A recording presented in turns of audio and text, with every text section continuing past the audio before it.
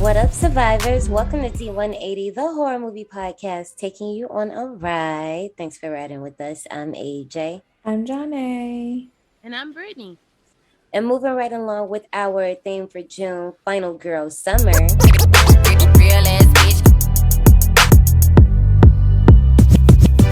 Every movie this month includes a final girl who has made her mark in the bad bitch genre. It's a genre. And taking a ride on our second movie is the Texas Chainsaw Massacre 2003. So check this out. When we were coming up for the list, as we do, we were trying to give different girls some shine. At first, we was like, no, we picking our faves, which you can see. But then for the last two spots, we were just thinking like, okay, we don't want all of like, no disrespect, but we don't want all of like the old heads. We can't do like all of the 70s girls, all of the 80s girls. Like, we want to do some new girls. But also at the same time, we've had this discussion that there's a difference between a final girl and there's a difference between a badass girl in a horror movie. Like, for example, Grace, Erin from Your Next.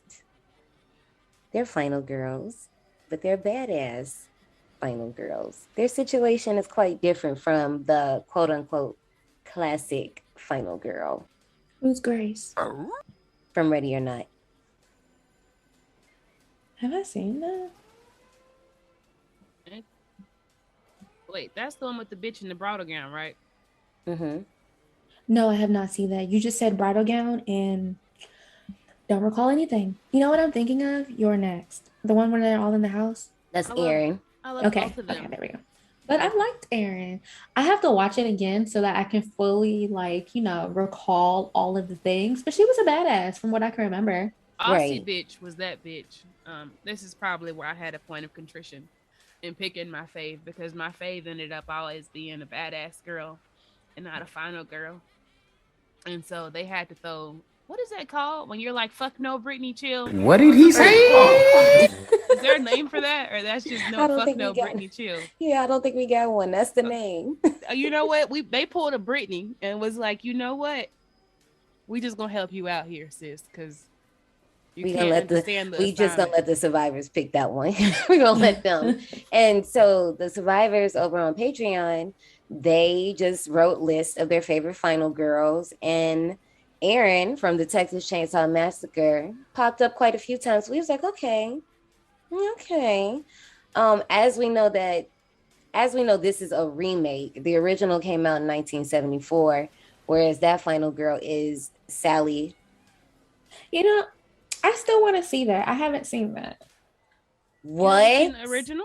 I have not seen the original. Damn. I never knew that. I wish I would have known that. Yeah, the only reason why I saw this one outside of us watching it is because of my mama. This one? And she hasn't shown you the original? Nope, she didn't. That sounds so crazy to me. I feel like y'all would have seen the original. Or not her. I know she's probably seen she's definitely seen the original. Right. But this one, 2003, forgot how old I was, whatever. But you know how it is. A remake comes out. She knows she's seen the original. So she's like, okay, let's watch it. This is a remake. And so we watched it together. And she gave me like a real life story time about how she was running through the woods, being chased with a chainsaw at night like Erin. Oh, yeah. Right. And you would have been about 10, 11 when it came out. Yeah. It was 2003. We 92 babies. It depend on like that what month it came out, but nobody cares. And y'all know that I don't like doing mental math, even though I just counted up because my brother was born in 2000, and so that's how I keep track of my age. Oh my god, my brother was born in 2002. I was 9 when he was born, but I turned 10 that year. So yeah, I'd have been 10 or 11. So I only got a cheat sheet, so whatever year it is, I just add 8 to that, and then boom, that's how old I am, or that's how I just keep track of what age. I'm like, well, 2s are easy for us though. Like this year, 2s, we know it's gonna be. I don't math. I don't do math. I don't do math in public. I don't know. Well, anyway, I've majored in social besides science. the fact that John A has not seen the original, and I don't know why we're acting so stunned, but this is the reason why we decided to go with this version, because we were like, okay, well, let's get a different final girl in here. Let's get one from, the 2000s, a later era. All of these movies, like all of them, except for the original, can be found on Netflix. Because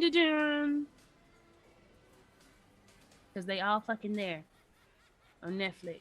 If y'all haven't unsubscribed yet, but you shouldn't be unsubscribed because Stranger Things just came out. So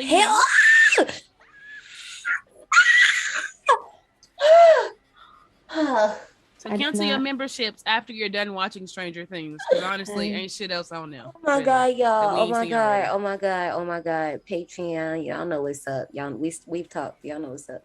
I am the odd one out in this conversation. That's sad. You don't watch Stranger Things? She has not seen a lick of nothing. She don't know nothing about Eggos. Right now it's work then. You know what? It's funny because if you haven't seen it before now, watching it, it's kind of like getting into Harry Potter. You miss the nostalgia from like watching it when you're younger because now these motherfuckers grown. They little teenagers. They big. Those babies are big. I haven't seen it yet. They not them babies no more. So I'm not spoiling shit. But if one of them teenagers didn't die, I have no business watching it because they too old now. One of them gotta fucking go. Why do you always gotta do this? Do what? Why you can't just like let people be? Somebody they killed Barb. Okay, and that should be enough. That was the last time we had a teen. No, it wasn't the last time. Actually, you know what? You know what? You ain't seen the season yet. I have. So just hold your horses, okay? I just think that they gotta kill. Just hold your horses.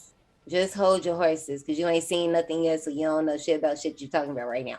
I know that's my point, so I'm not spoiling it, and I can still think my thoughts without watching it.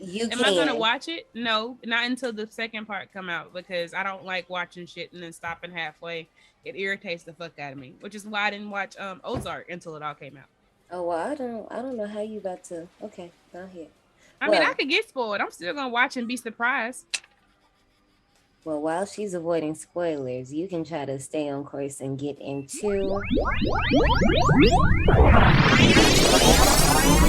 Park recommendations. Okay, you know what? I don't know if this is cheating. I don't think it is. But really not this version, but it kind of still counts. If you're into this movie, you can low-key go right ahead and just watch X that just came out earlier this year, because I mean we about to cover it anyway, so you might as well just get up on it. But really, X vibes more with the original TCM, but I couldn't help myself, so there we go. So Survivors, I don't think I've had time to talk about a Rob Zombie film, but now is the motherfucking time. If you like this one, go ahead and watch House of a Thousand Corpses. Why? Because it's fucking horny teenagers getting fucked up. And I was gonna do the Devil's Rejects, but really we're rooting. That. We're rooting for the villains, and so I'ma chill. So I'ma say, watch House of a Thousand Corpses. Why am I picking this one? Because you got the fucking teenagers that's trying to We got the fucking family that's fucking you up, and of course we got it's a Rob Zombie film. Why the fuck not? So yeah, and I mean, there's shit going around. I'm 1,000% sure there's a doll somewhere posted the fuck up in that house. So you got the same vibes. And the house is way more disgusting than the Sawyer house in this film. So go for it. Watch it. Enjoy it. The Hewitt house. Wait, they're Hewitts in this one, not Sawyers? Yeah, I do know that much. I know that the original family is the Sawyers, even though I've never seen the original. These are the Hewitts, ma'am. Okay, well look. They supposed to be the Sawyers, and that's how I'm gonna go for it. Survivors, if you have any park recommendations that fit today's ride, let us know on our Twitter or down in the DMs. It go down in the DMs. It go down. That song, I'm gonna forever like that song. Like DM, like literally nobody cares about DMs anymore because they're full of spam and annoying. But right. It was but at least one thing that Instagram got right is that they had filtered them out, so you don't really get them anymore. Yeah. You don't get DMs somewhere? No, No, like the the spammy spam ones. ones. Oh yeah, I They do go to like appreciate the fact. general. You got like primary, general, and then you got like that one like real ether. It'd be like messages Message up at the top. requests. Message requests. Now, when it comes to like my other two businesses, I actually have to go and check message requests because people be all up in there requesting things. But like on my personal one, beyond peasant. Okay, I'm gonna check that once in a blue moon just to see what's happening over there. So now I know you was telling us earlier pretty much how you came across this movie, and while you were doing that, I was thinking like, when did I first see this movie? Because I really don't know. I know I've seen it, but I know because I was 10, so obviously I didn't go to the theater. Yeah, we didn't go to the theater. We got it on one of these video things. And I'm pretty sure I didn't see it when it first dropped. I had to have seen it later. So I don't really remember how I came across this one, but I know I've seen it before.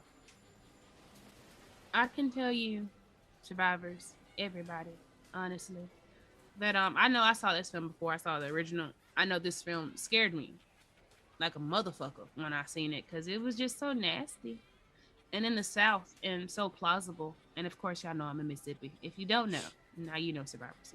I don't know where the fuck I saw it.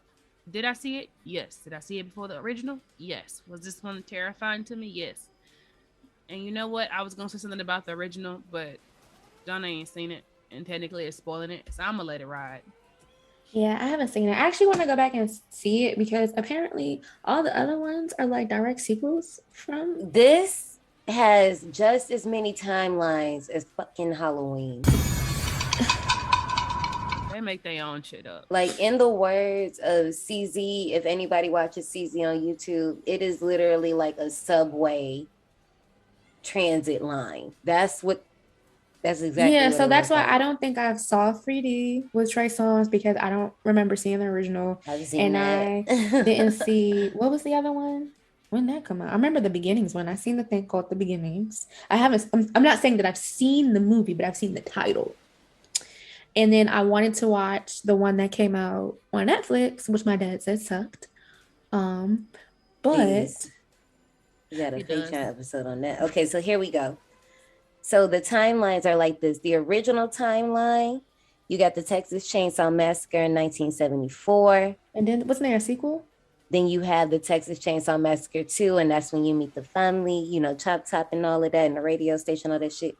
Then that's when you go in Leatherface, the Texas Chainsaw Massacre 3, and then you got Texas Chainsaw Massacre, The Next Generation. And if I'm not mistaken, that's the one with Matthew McConaughey and Renee Zellweger. What? Yeah. Mm-hmm. Yeah. Renee? Yeah. The bitch in the movie. I don't know why I tried to say that in all one breath, but I'm pretty sure you guys at home enjoyed me trying to struggle through that. But there you go. So then the next timeline is the remake timeline. You have the Texas Chainsaw Massacre, The Beginning, which came out in 2006.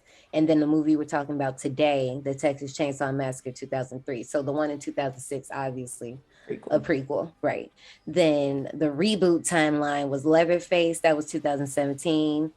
The Texas Chainsaw Massacre, the original Texas Chainsaw, that came out in like 2000 something. I don't remember, but yeah, like just Texas Chainsaw. Wait, the title is the Texas Chainsaw, the original? No. I was saying the original, like that, the original one. So Leatherface is a prequel to the 1974 movie? That came out in 2017. Right. How'd that work? Right. And then you have the new one, which is a sequel to the original. Yes. Okay. Which is why I ain't watched that one, because I ain't seen the original. Right. And you didn't need to. You literally didn't need to. I don't care. I still like to be, thorough. No. I understand, but I'm just saying, like, you don't have to have seen the original. So yeah, this franchise has been through it. Like, I just feel like this is one of those franchises that I have learned. I'm trying to choose my words wisely. I understand what the original movie did for the genre, and I appreciate it because I do really mess with that movie. But as far as the franchise, although it's not my favorite, there are a lot of people who really do go up for this franchise and for Leatherface, and that's cool. But it's just so crazy. Like, until you look into it, you don't realize that this franchise is that deep like that. I'm gonna explore it. I'm gonna give Leatherface a true chance, but not at nighttime. Yeah, I mean, and some of them are good. Like me personally, I love the second one. I like the one with Trey Songz is cool. I ain't seen it in a minute, but it's cool.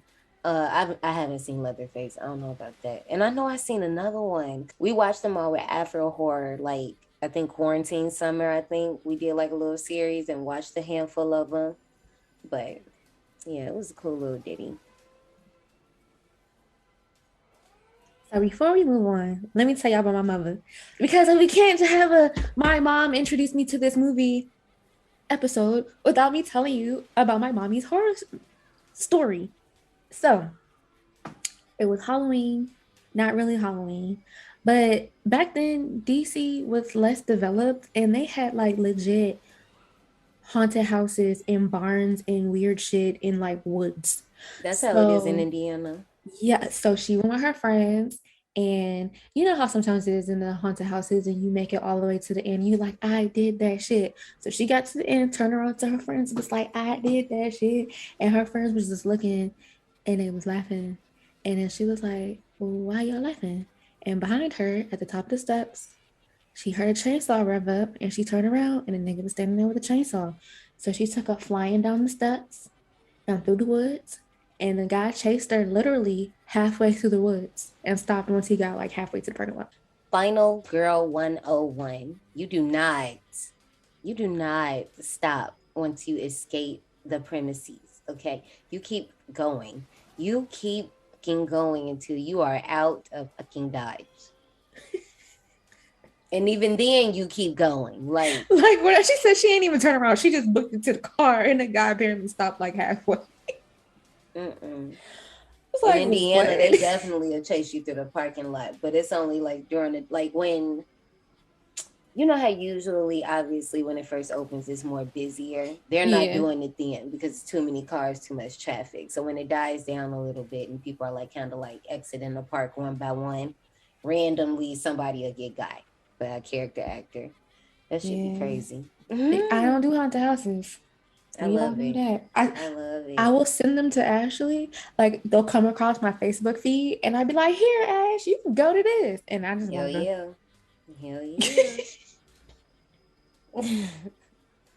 Like I cannot wait till I have kids to take them there. I'll be like, "Come on." And I'm gonna send them right to your house. I'll be like, "Get in the front." I'm gonna send them right to your house. I'll be like, "Oh, Auntie AJ is going to the haunted house. Y'all want to go with her? You're going on a TT trip." I ain't going, but let me know how y'all do. Okay, I'll be like, "Look, everybody about to wear these little Depends because I'm not about to play with y'all." Okay. It's either that or do y'all want to go to parties or y'all want to just go on yourselves? Which one? Because you're gonna be scared. I'm telling you. Lord, we can change you. I'm kidding. It depends on how old they are. Like if they too big, like you know, because I definitely said Depends, not diapers. You did say Depends. Because I was thinking like 6 to 8 year olds going to a haunted house for the first time. They might be like legit fucking scared. But I was young when I went to a haunted house. I was like 7 when I went to my first haunted house. Being young, and it wasn't like a standalone haunted house. It was like one of those haunted houses at Six Flags. And you know, back then Six Flags used to go up around here. Nowadays Six Flags is trash, but back then, so it was Halloween. We was doing the Fright Fest, and we were going through the little thing, and I was scared. I was terrified. I just remember there being bars and people like reaching out the bars to my ankles, and I was like, I mean, love it. Traumatized. You know what else is traumatizing? Brittany, I ain't trying to do your job for you, but I really just I have to talk about this right now. This movie, The Heat. Oh, never mind, keep going. Ignore me. This movie was the jump off of the remake era that low-key almost broke horror. And it was all freaking Platinum Dunes. And it was crazy because when I was watching the movie and I seen those Platinum Dunes, they all came back to me. And I was like, y'all the same motherfuckers that did that god-awful Nightmare movie, but I also love the Friday the 13th movie. And it's another movie y'all did that I like too. Amityville Horror. That one too. Yeah. I'm like, I do like that one, but Don't worry. You're not stealing my job. Because the reason we got this movie is because of Daniel Pearl. That's the cinematographer, y'all. And this nigga was like, hey, look, listen. I know I did a chainsaw movie before, but I want to do one again. Because, motherfucker leaving, retiring. So, hey, motherfucker who's supposed to direct this is going to be a lot of cursing. Sorry, y'all. Marcus Nespel, he was like, hey, come on. You want to direct this movie and get your first credit? How about you come do it on my way out? Blah, blah, blah, blah. And that's how he ended up being the director for this film, is because old buddy was like, come do it. So he talked him into this shit. And the funny thing enough is this film looks the way it does is because of Daniel Pearl. Because he was like, all right, look, listen, there's no point. This is actually a quote.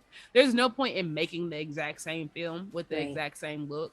So he was like, all right, bet. We gonna do this shit. Okay, but can we talk about that for a second? So how do y'all feel about that? Like when it comes to remakes, personally, do y'all be expecting a literal scene by scene, I guess, no regurgitation, or do you want something different? I want something different. I want something different. And how much do the differences matter? Like, for example, with let me use a remake I don't like. So I guess A Nightmare on Elm Street.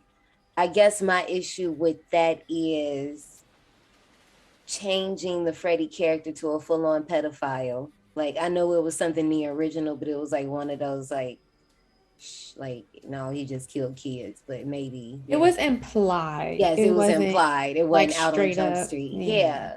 Then I guess the other part of it is, well, see, I guess that's not the same because I just don't like fucking Sleepy Slinzy Mara. Like, I don't guess that's the same. Okay, so maybe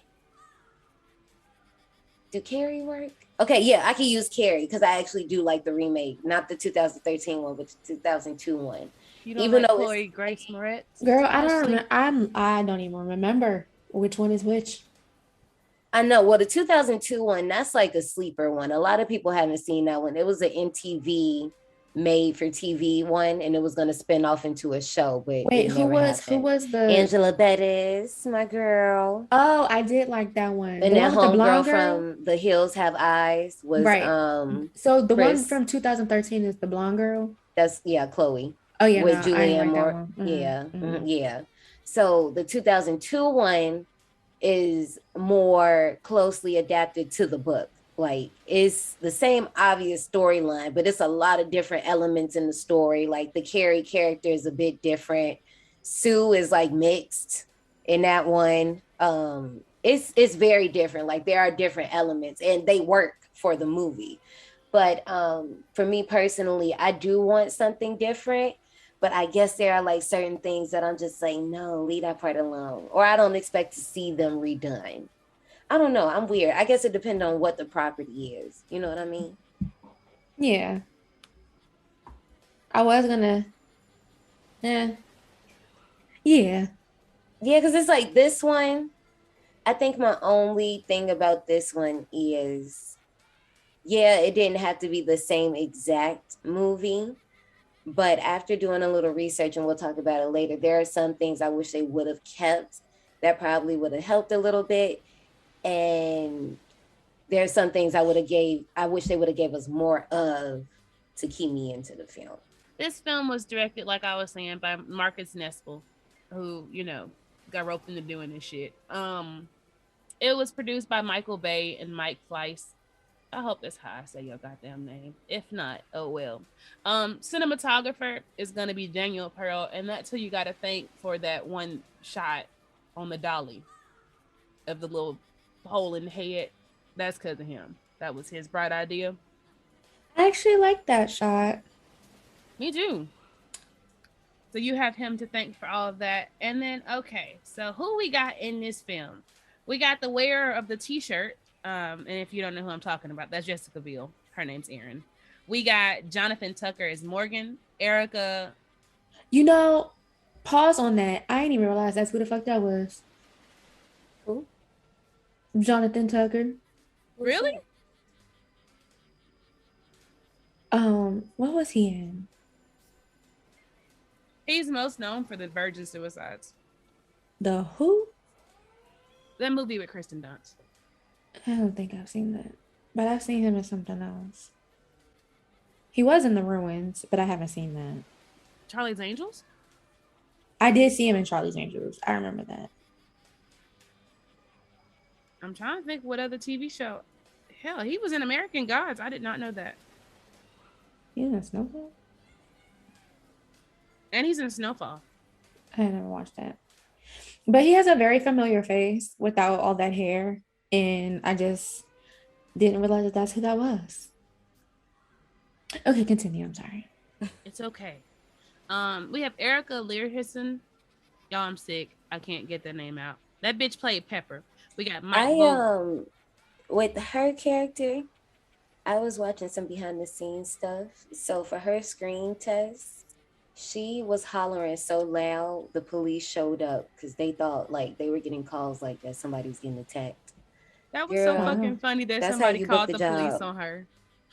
That's how you get the job. Wow. Damn. Well, she did that.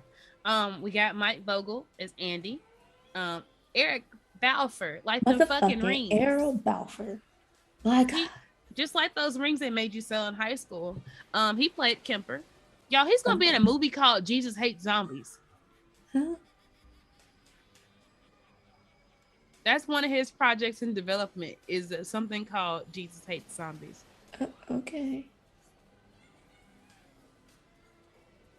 I don't know how I feel about that. I do want to see it. I mean, technically the dead's walking the earth, so I could see how that title works. You know what? I'm gonna get out this rabbit hole. We got Andrew something, and he playing Leatherface. And y'all, funny enough story. They had this motherfucker, well, he had himself on a diet of like fucking bread and shit. So that way he can bulk up and gain the mass so he could play Leatherface. I thought that shit was dedicated. No, they had a time trying to figure out who was going to do this because they had Dolph Lundgren. He was going to do it at first, but he turned it down. He was like, I just want to spend some time with my family. I'm not trying to do that shit right now. So then Andrew Bryanarski, he came along and he knows Michael Bay. So he's just like, let me play Leatherface. Let me do this movie. And he was like, I mean, I would, but we already got somebody that's going to do it. So guess what? This person that they hired that was originally going to be Leatherface, he lied on his application saying like he was a stunt person and da-da-da-da-da. And the first day of filming, he hurt himself so bad he got hospitalized. And that's when they found out. And so they called Bryanarski and had him come in. And that's what you get for lying on your resume, folks. I'm just fucking with you because I lie on my resume all the time. That's important because if you don't know how to do it, Google that shit and learn how by the time you get that job. But he didn't Google shit. He didn't learn how to be a stunt person. He didn't watch any YouTube videos. He probably should have. We got I got one more thing to say about Bryanarski. You know him and Gunnar Hansen beefing? Well, were, because Gunnar Hansen got arrested, so he's not with us anymore. But these niggas was beefing. They not niggas, but who was the best Leatherface? So I mean, at first it seemed like things were cool, like they was like cool with each other. But then I guess Gunnar Hansen came back to play Leatherface in one of the movies. I don't know which one. Y'all don't beat me up. This is not my franchise. It's not my ministry. And in some behind the scene things, he was talking about the way that Bryanarski like slammed the door in this movie, which no shade, but I see it. And Bryanarski, from then, they've been going back and forth to the point where when Gunnar Hansen passed, I don't know which story is true, but the pettiness in my heart hopes is this one. Bryanarski wrote on his wall, boo-hoo. Now, I don't know if he wrote on his wall or if he just wrote a status. Oh, I just didn't want to interrupt it with my coughing. That's some petty ass shit. I'll allow it. Because I did the same thing. So you ain't, that's on a person that passed. If I don't like you, just because you died don't mean I'm going to like start liking you. That's just too, you ain't got to start liking them. That's just too much. That's doing too much. I mean, it's just, wait, you said boo-hoo? Mm-hmm. All right, look, y'all, I probably wouldn't have wrote that down. I probably would have. I'm giving myself way too much credit. No. You know what we got next? The best fucking person who's ever played a fucking sheriff. Lee Ermey.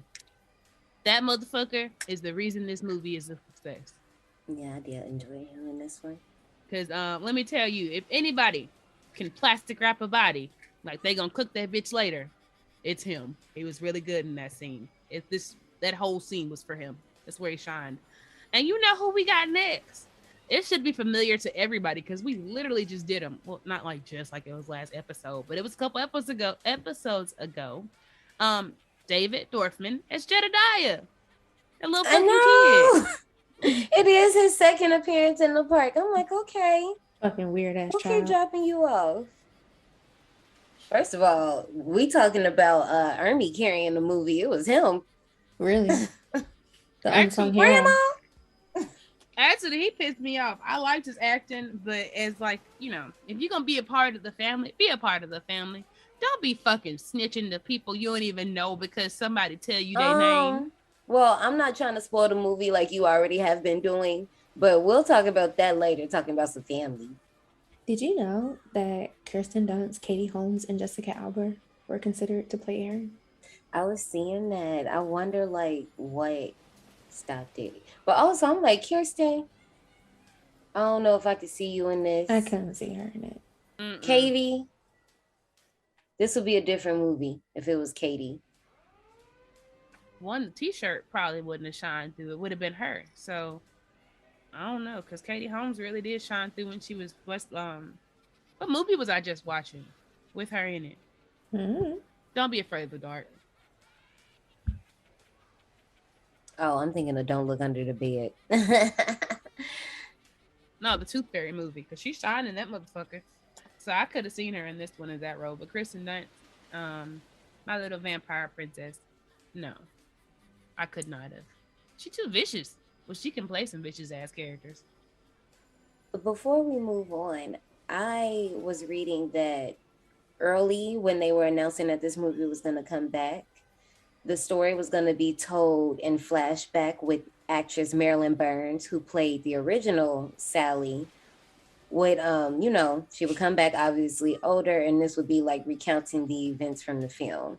So then a little later, this is when we got what we got today. But I'm just curious what that movie would have been. And that also, even though, like I said, A Nightmare on Elm Street did it first, and that just is what it is. But this would have been another movie to bring back the final girl before it was a trend to have the final girl come back in a remake. 40 years later. You know, I'm glad they didn't do that because I would have put me in the, I know this movie came way later, but it put me in the mind of the Black Coat's daughter. I haven't seen that one. I haven't seen it either, but it was on my list. You should put it at the bottom of your list. Like, you got other shit you want to watch? Watch those first. And then come back to the Black Coat's daughter. So that means when you get new shit to watch, just keep pushing that movie down. Because it wasn't my cup of tea. Oh, last thing for real. And I can't believe how I forgot. I just think everything is moving so fast. Eric Balfour and Survivors, I got y'all down below. On the last day of filming, this man got butt ass naked and walked off the set, and I seen. I want to see that shit. Send that to me. Send that to me. I'm a DM the proof to your DM. Oh yeah, Survivors. In case you're interested, there's a whole The Making of documentary on this if y'all want to watch it. Well, we can get ready to go ahead and get in line and talk about this final girl in the Texas Chainsaw Massacre 2003. Step in line. Your number is near. Follow the signs. Your time is here. Last week, when we started our theme for June, we talked about the final girl, the definition based off the 1992 book from Carol J. Clover. And then, just what it's turned into today. So now we are talking about, what's Erin's last name?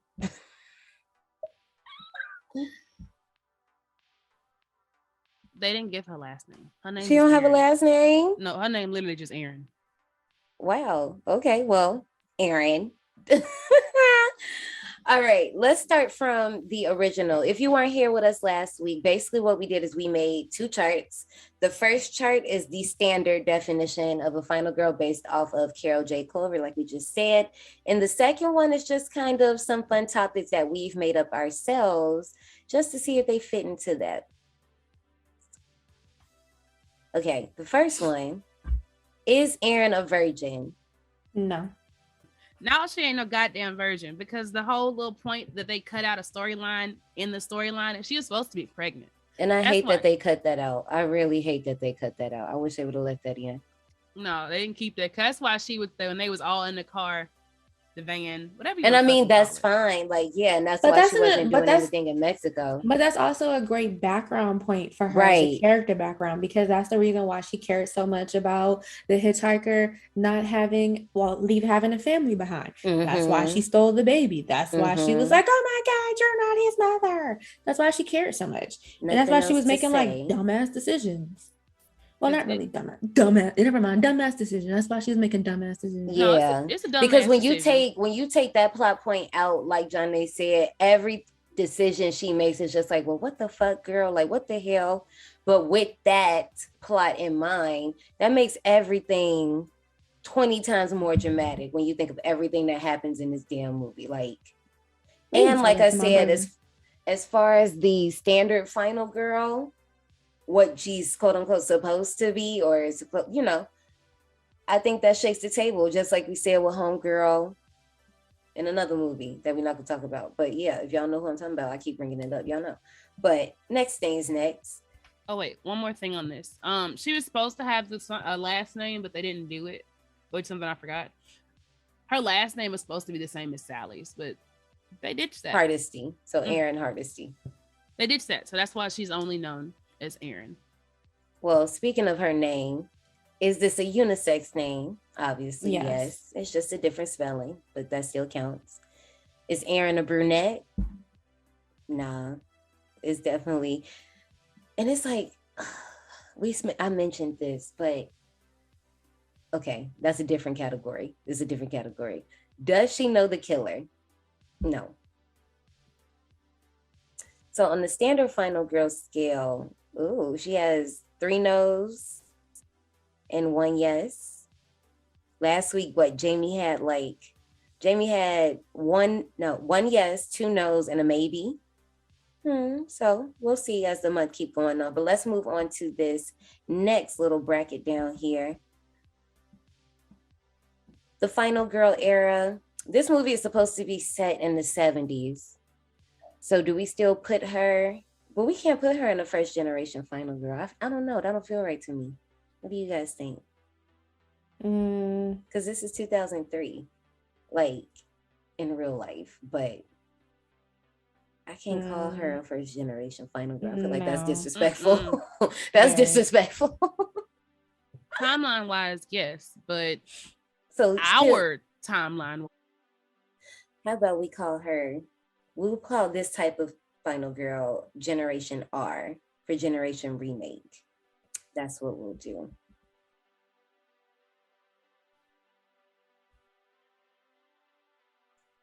When it comes to Erin, is she fight or flight? I feel like she's the same one as whatchamacallit. She ain't either. Who's whatchamacallit? Lori. I think she's both. I think you can put her in the both category. I don't. Yeah, because I mean, when you're dealing with Leatherface, you're gonna have to run at some point. Like it ain't no just standing around and trying to fight. I mean, it is what it is. Also, actually, I got a bone to pick with her because there was multiple times where she could pick up the fucking chainsaw. That ain't in her wheelhouse. I don't care. She don't know how to operate one. It was already running. She don't know how to make it go. What do you mean? It was already running. Look, and I will point out the points where she should have picked it up. How about that? Because it was two very notables where she should have picked that bitch up. Yeah, there was one that I'm thinking of that I was like, this would have been really good for you if you'd have picked that motherfucking chainsaw up, but she didn't. You know what she did? Run. She ran. Twice. I was like, bitch, come back. No, literally come back, baby. No, you could just this person, he had to die if you would have just got the chainsaw, but fuck it. For our next category, let's talk about this final girl's strategy. Do we think she's a strategic one? No, she's a dumb bitch. And And last week, there were two categories that we didn't really get to talk about because we were just really wrapped up in the conversation. We just kind of breezed over them, but it's okay because we can knock out 2 in 1. The first one is overall likability. Let's go back and speak on Miss Lori Renee Strode. Is she an overall likable character or likable final girl? Yeah. I think so too. Even though I know I be talking shit, but still, like, she's fine. She's not a dick.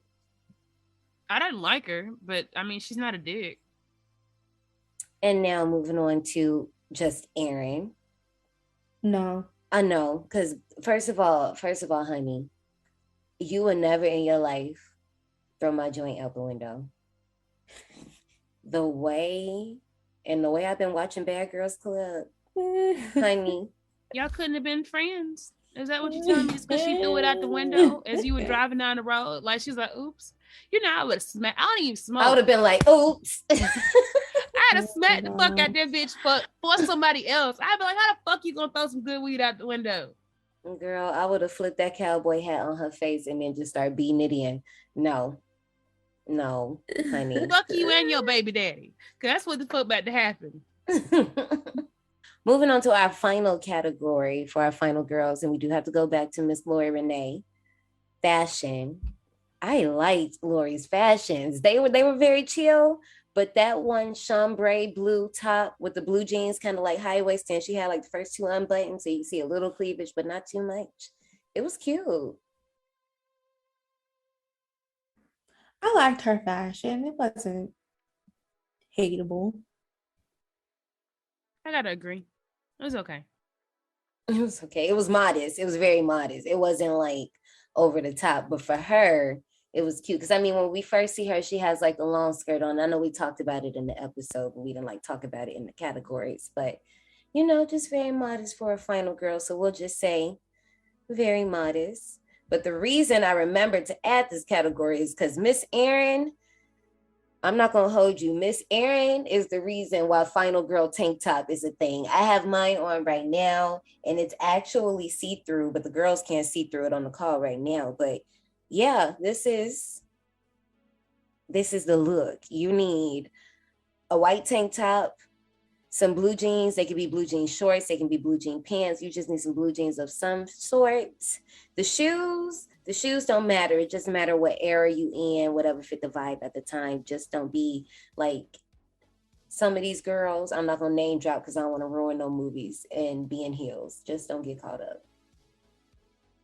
But what do we think about Miss Erin's wife beater, low-rise jeans, cowboy hat combo? Oh. It was the wife beaters movie. We were just here to watch. I'm still gonna give it iconic because if nothing else, like Brittany said, it was the wife beater show. Like we purposely got that wife beater wet on purpose just to see it be at work. And that's exactly what I told my brother when we were watching it. I was like, they only want to see titties. Right. They literally did it for the tits. But I mean, at the time, you know, another thing I didn't really talk about, I'm just thinking about it now because we just brought it up. This movie, besides it being like the jump off of the remake era, it was also the jump off of torture porn too. Like, because Saw and Hostel, those movies weren't out yet. And this was. Okay, so I have a not really confession, but I have something to get off my chest about torture porn. So I don't like it. I don't like it either. However, I do want to say that for some reason, when I was watching this movie, I thought that the ending was going to be completely different because I was thinking of a totally completely different movie. And do you want to guess what movie I was thinking of? What? I Spit on Your Grave. Oh. Oh. Why I was feeling like I was watching I Spit on Your Grave? I don't know. White tank top. Probably. But I really thought that the ending was different because of that movie. And that was another one brought to us by my mother. I Spit on Your Grave? Oh, yeah. We watched that together. You know what? I just had to dig in my ear to make sure I heard it right. Because I was like, you know what? Let me just pull. I must have got earwax, but I didn't. My mother, okay, is a bad influence on my life when it comes to horror. It's okay. There's nothing wrong with that. She has such great sights to show you. Oh my gosh. Survivors, let us know how you feel about Erin. And if you didn't get a chance to, let us know how you feel about Miss Lori Renee Strode over on our Twitter or down in the DMs. And, you know, we can talk about it. But other than that, let's go right ahead because it's our time. Let's get into 2003's The Texas Chainsaw Massacre.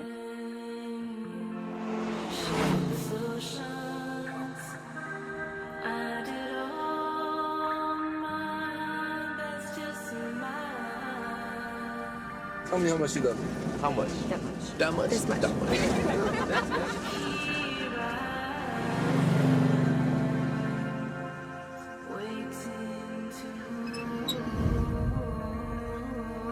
Hey, are you okay?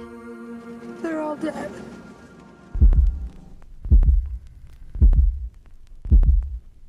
The bad man. I'm gonna have to call the cops, I guess. Excuse me. What the hell was that? What? I just saw something. All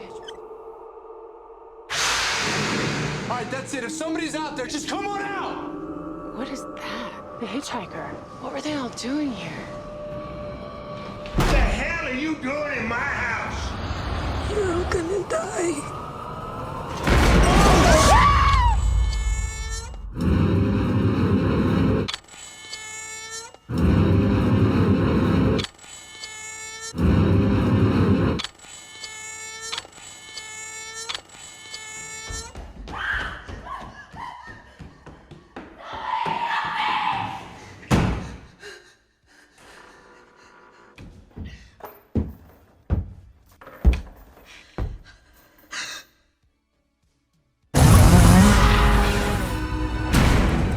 He's killing him! Who's killing who?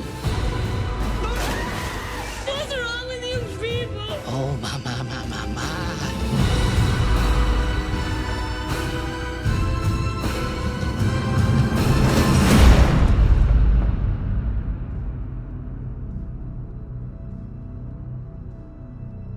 So about this trailer, I hated it. Okay, here's my thing about the trailer. It was just too long because Yes, very long.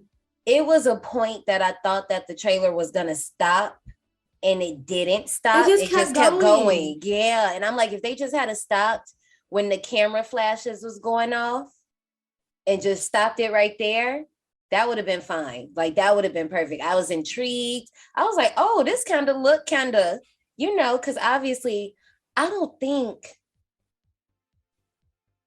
remember seeing this trailer, but like I said, this is not my ministry as far as horror franchises, so it's not one that I'd be gawking over or whatever. I just feel like that first part, just would have been fine. We didn't need the rest. The rest could have been like an extra little trailer for later. And maybe they did end up breaking it up like that. But the trailer that we watched, the trailer that y'all just heard, it said coming soon. I think they missed the opportunity to put Leonard Skinner in there because the opening music would have been great if they would have put one of their songs. Here's the thing. Y'all using songs that haven't even come out yet. Yeah. The song that's playing in the intro came out a whole year later. This is 1973. That song ain't come out till 1974. So who didn't check that? Well, I'm confused. Because is it 1974 somewhere? 1974 is the original movie. That's when that one came out. This movie changes that date to 1973. And in the car, they're listening to Leonard Skinner because they're going to the concert, but they're listening to Sweet Home Alabama. That ain't come out till the year later, the next year. You know what? I didn't even pay attention to that. Continuity. Right. It's just like little simple checks. And it's also like, why you change the date? Like, I know you were trying to like do things differently, but like the date? Like, damn. Side note, it took me a long ass time to realize that was the sound of a goddamn camera. Actually, I feel like you were the person who told me it was the noise that was being made in this film was the camera noise. Mm-hmm. What do you mean? The little pew, pew. That's a camera shutter. Yeah, because I had camera to ask. clicking. You know what? I didn't even pick up on what that I didn't pick up on that sound, period. So that's why I'm like, what are y'all talking about? Mm-hmm. Yeah, especially because obviously Johnny hasn't seen the first movie, so she has no idea that that's like a big thing. Yeah, that camera flash is like a big fucking deal. Huge deal. But I had no clue it was a camera flash noise until Ashley told me. Because I was like, what the fuck is this noise supposed to be? And she was like, it's a camera flash. Oh, you mean in the trailer? In the trailer and the movie. Oh, well, I don't remember it being in the movie, but yeah, in the trailer, that's a camera flash.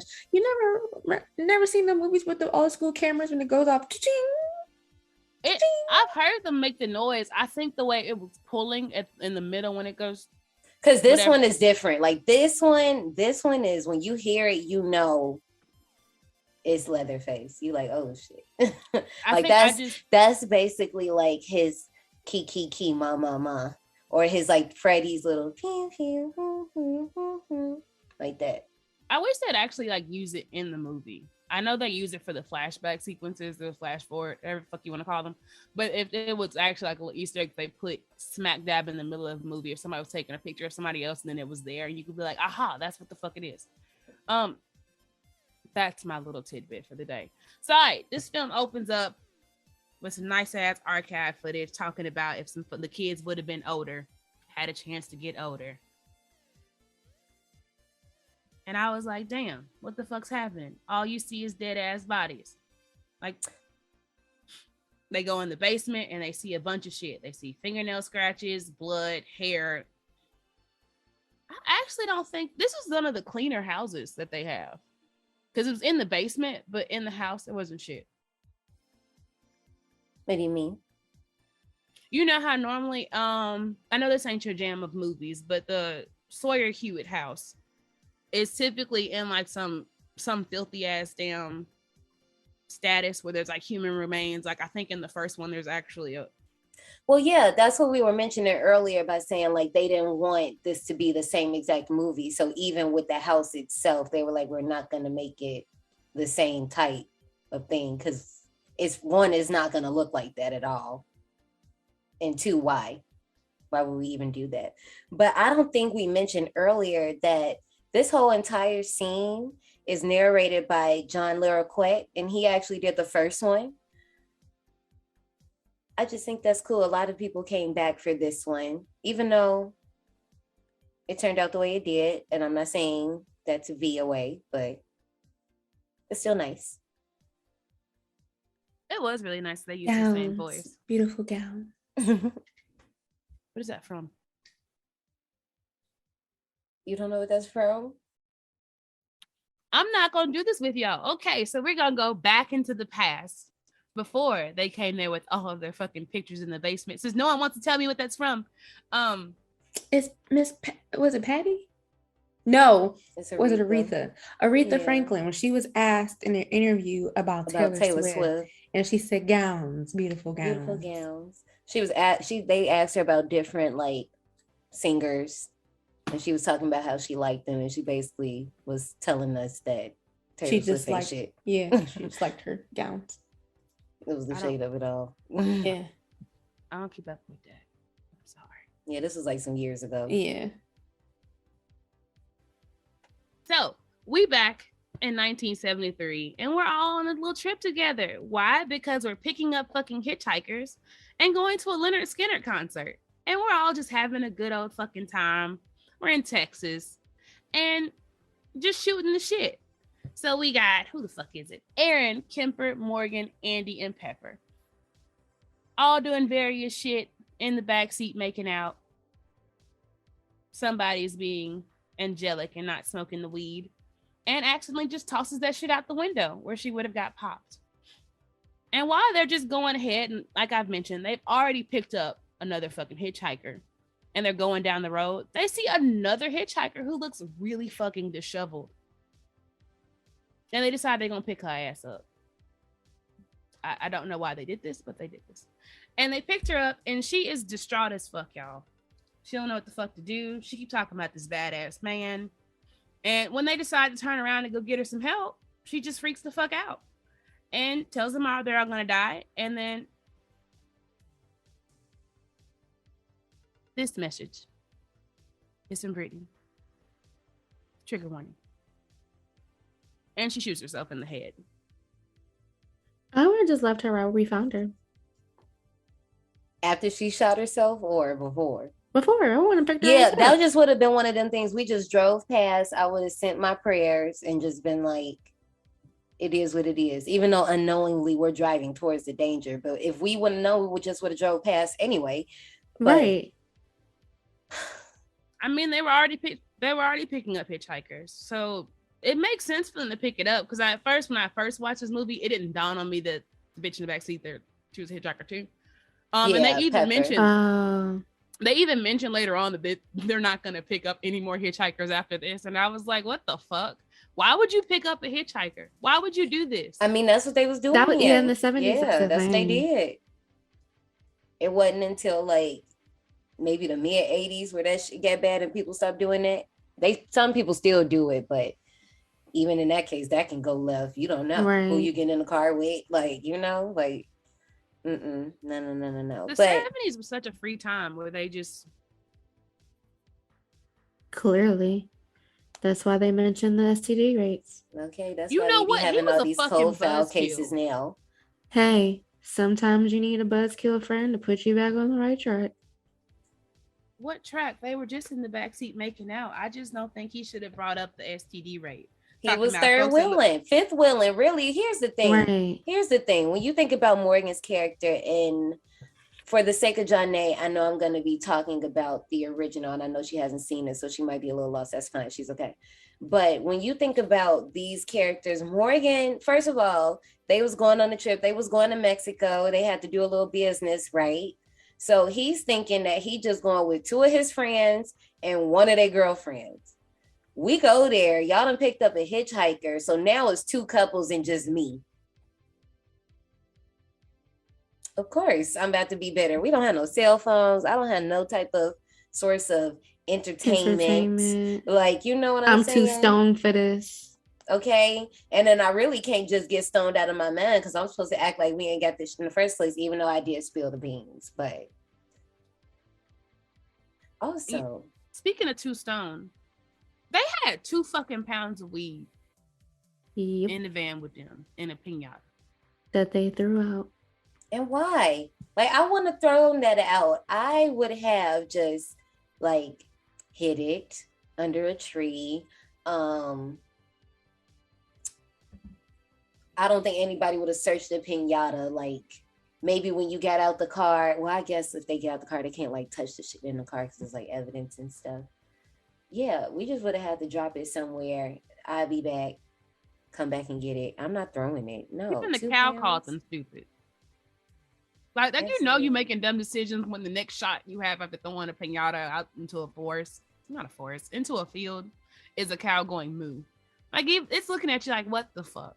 The cow was confused as to why they were out there. He was out there minding his goddamn business, and here y'all come interrupting my free grazing. I just also want to talk about this hitchhiker's pocketbook, as my aunties would say. Girl, how did you have that up in there? That was a whole magnum. Okay, I can see how that she had it up in there. She probably had it in there by the handle. Also, coming from people that have vaginas. True. Also, there was a lot of blood down there. One, I think she might have been sexually assaulted with the gun. So if there is a lot of movement down there that's been stretched out enough, you might be able to fit anything up in there. Also, the way she was walking very slow and careful, as if she wasn't trying to let the gun fall out. So it makes sense as to how she had a Toolie up in her vajayjay. Is that the title of the episode? Yes, that should be. That really should be.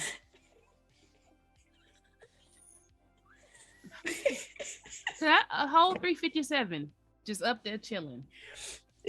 It just, you know what? She must have been doing some Kegel exercises too, because she was holding that bitch. Girl, do your Kegels, honey. I'm telling you, do it. I absolutely adore. I know we talked about it a little bit earlier, but I absolutely adore the shot that results in her trigger alert suicide, coming from seeing everybody's reaction from her point of view, and just through the mouth, outside the brain, through the and it keeps going all the way till Pepper comes out and vomits on the ground. Like, oh, I got chills just talking about it. Like that scene. Chef's kiss. I don't even know what to say about that. That was just amazing. I loved it. All right. So now that we don't have this whole episode where the group is like, what the fuck? They up and decide that they need to call the police. No, I'm gonna drop the body off in the field. I'm gonna interrupt this program and just say, I'm not driving around in no fucking Texas heat with a dead body in my vein. A blown out head. It's already blood on the dance floor. Like, I'm not about to have no. Well, left her right out there with the cow. Her and her lasagna covered brains would have been out of my fucking car. Okay, we would have had to have a talk about it later. About how I'm crazy, just immoral. Because all of them wanted to leave her except for Erin. And this was the point where I was like, Erin, you already threw a joint out the window, so that's one strike, bitch. Now you want us to sit here with this dead body. We don't even know this girl. We don't even know her name. But like I said, had she been pregnant, I'd have been like, okay, girl, I feel you. I just don't like the fact. I really wish they would have kept that in there and not have taken that subplot out. There was another so much better. There was another subplot they took out too. Oh, I know what you're talking about. It might come up later. It'll probably come to me. I know what you're talking about too. But yeah, now they driving around in the heat. And like, where the fuck are we gonna go? They go to the gas station and they're trying to get some help. And Granny's behind the counter and they're like, hey, we need to call the police. And Granny like, hey, that'd be 10 cents. So she ends up calling the fucking sheriff on their asses, tell them that they got a problem, let them know how many bodies is around. And then let them know, hey, it's gonna be about 2 hours so he can make his ass here. So you can either go to the mill where he at, or wait 2 hours. Or, oh wait, it's not an or. They can either go to the mill or wait 2 hours. And it's their business what the fuck they do with the body. Which they should have listened to her when she's talking about, because it's the most southern fucking quote. They should have just dumped the fucking body and left. Yep. Yeah. I'm not keeping that body. We got places to be. I got a concert to be at. We all could have been fine had we done this. Did we listen? No. No, they didn't. And so they leave the fucking store together with all of the fucking assorted pork products that look all fresh in the window and shit. And they go to the mill, still with dead body in tow, covered all in newspapers. I, again, don't know why they didn't toss this bitch out. And they go to the mill. And at the mill, they come upon that creepy ass little boy. First, they came upon a possum. Yeah, I was about to say that possum. Okay, and so funny enough about the possum is that they had to keep reshooting it. Let me go ahead and preface. Go ahead, tell this lie. Please tell this lie, because I said what when I heard this. I said no. The possums are hideous. Stupid. I almost hit one last night. They're talking about it was being too adorable. Cute. I said what? Like, there's no such thing as a cute possum. Mm-mm. How the fuck you gonna keep reshooting this because of a cute ass possum? Bitch, we done in one take. Fuck your little feral ass. And that's somebody's dinner. Not mine, but somebody's. Get the fuck on down. That's our friends from the Wrong Turn franchise. That's the realm. But after the whole little possum escapade and where Erin screams unfinal girl like, really, you gonna scream for help from a fucking possum? We find Jedediah. And guess what Jedediah tells them? Hey, he not here. He at the house getting drunk. But don't worry, you can. They like, oh, is it a close? Can we drive there? The road don't go down that far.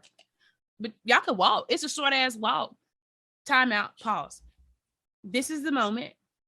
Well, I wouldn't have been in this movie to begin with, but if I'm gonna just fuck with it and say I'm being in this movie, this is the moment where I would have exited stage left. The body would have been out the van, and we could leave. Yeah, as soon as I seen the little kid, as soon as I seen Jedediah out, I'm like, okay. That's all I need to know. He looked like the he way bite. that little, yeah, he do bite. He definitely do bite. You see the teeth? He clearly bites. Yes, but on first look, he looked like he bite. So the way he crawled up out that corner, them little dolls he made, I was like, yeah, no, no, honey. What is he doing now? Is he still in creepy movies? Because no, remember in the Ring episode, I was telling you this dude is like. He done graduated like grad school. Oh yeah, he a genius. I mean, that boy's smart.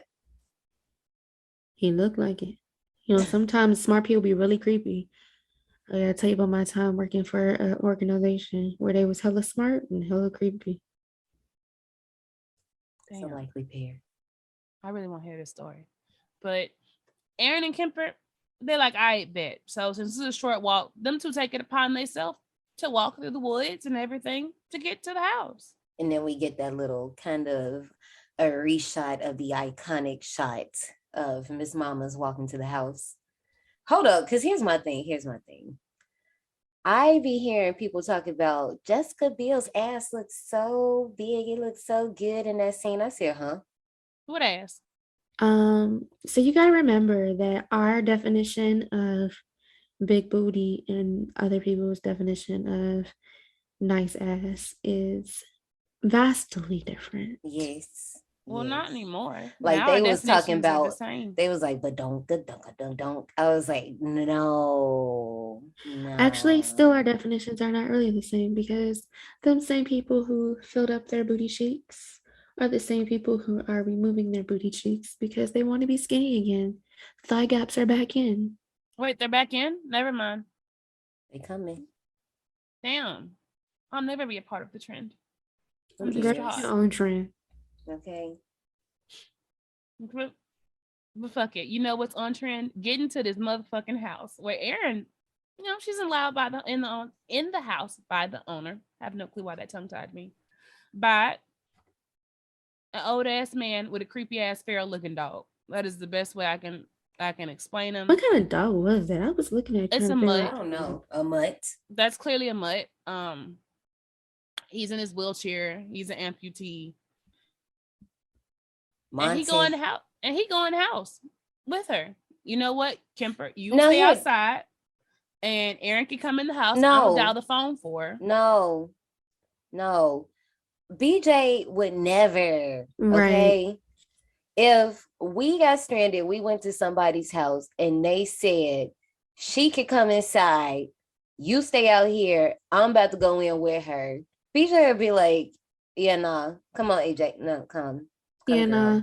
No. I would have never went in the house. Brandon, I wouldn't even go. I'd be like, oh, never mind.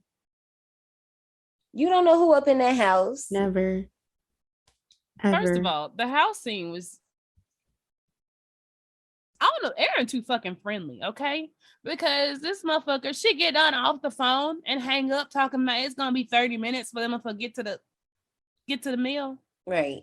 Oh, buddy in the back, got out the chair talking about help. You are not my problem. You know what you got? Family. You know what I'm not? Your family. My nigga's outside. So I'm gonna leave with him.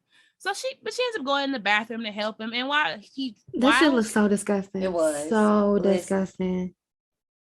And while she's helping him off the floor, guess who the fuck gonna step to the side? Leatherface. And I didn't like that. I did not like that. It ruins the first appearance of him because we've already seen him lurking in the shadows. Like, he's not Freddy.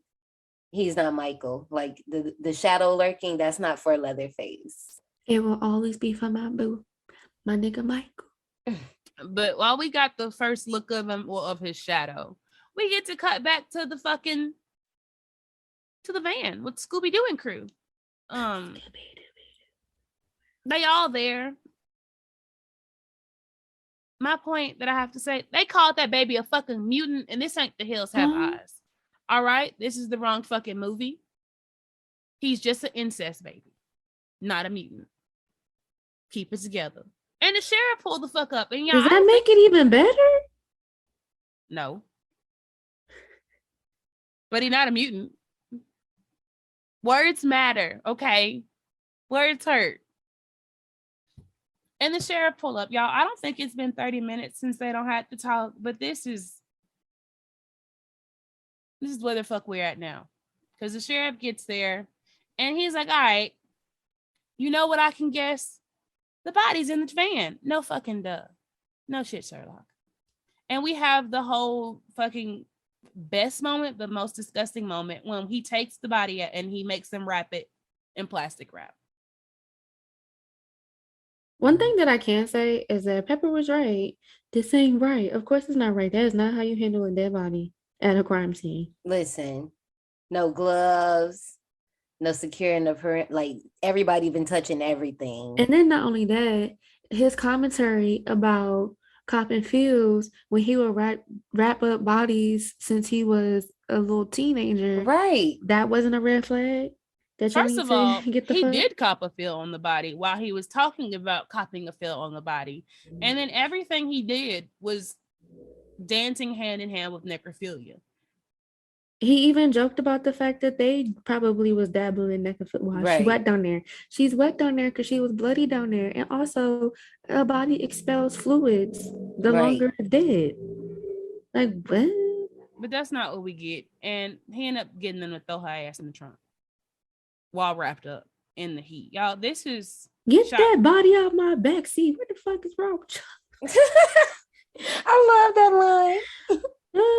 If you didn't know they were eating people, now's when you should have known they were eating people. Who the fuck keeps that much plastic wrap around for a dead body? I didn't see no Sam's Club. I didn't see none of the Members Mark. Not a single fucking thing.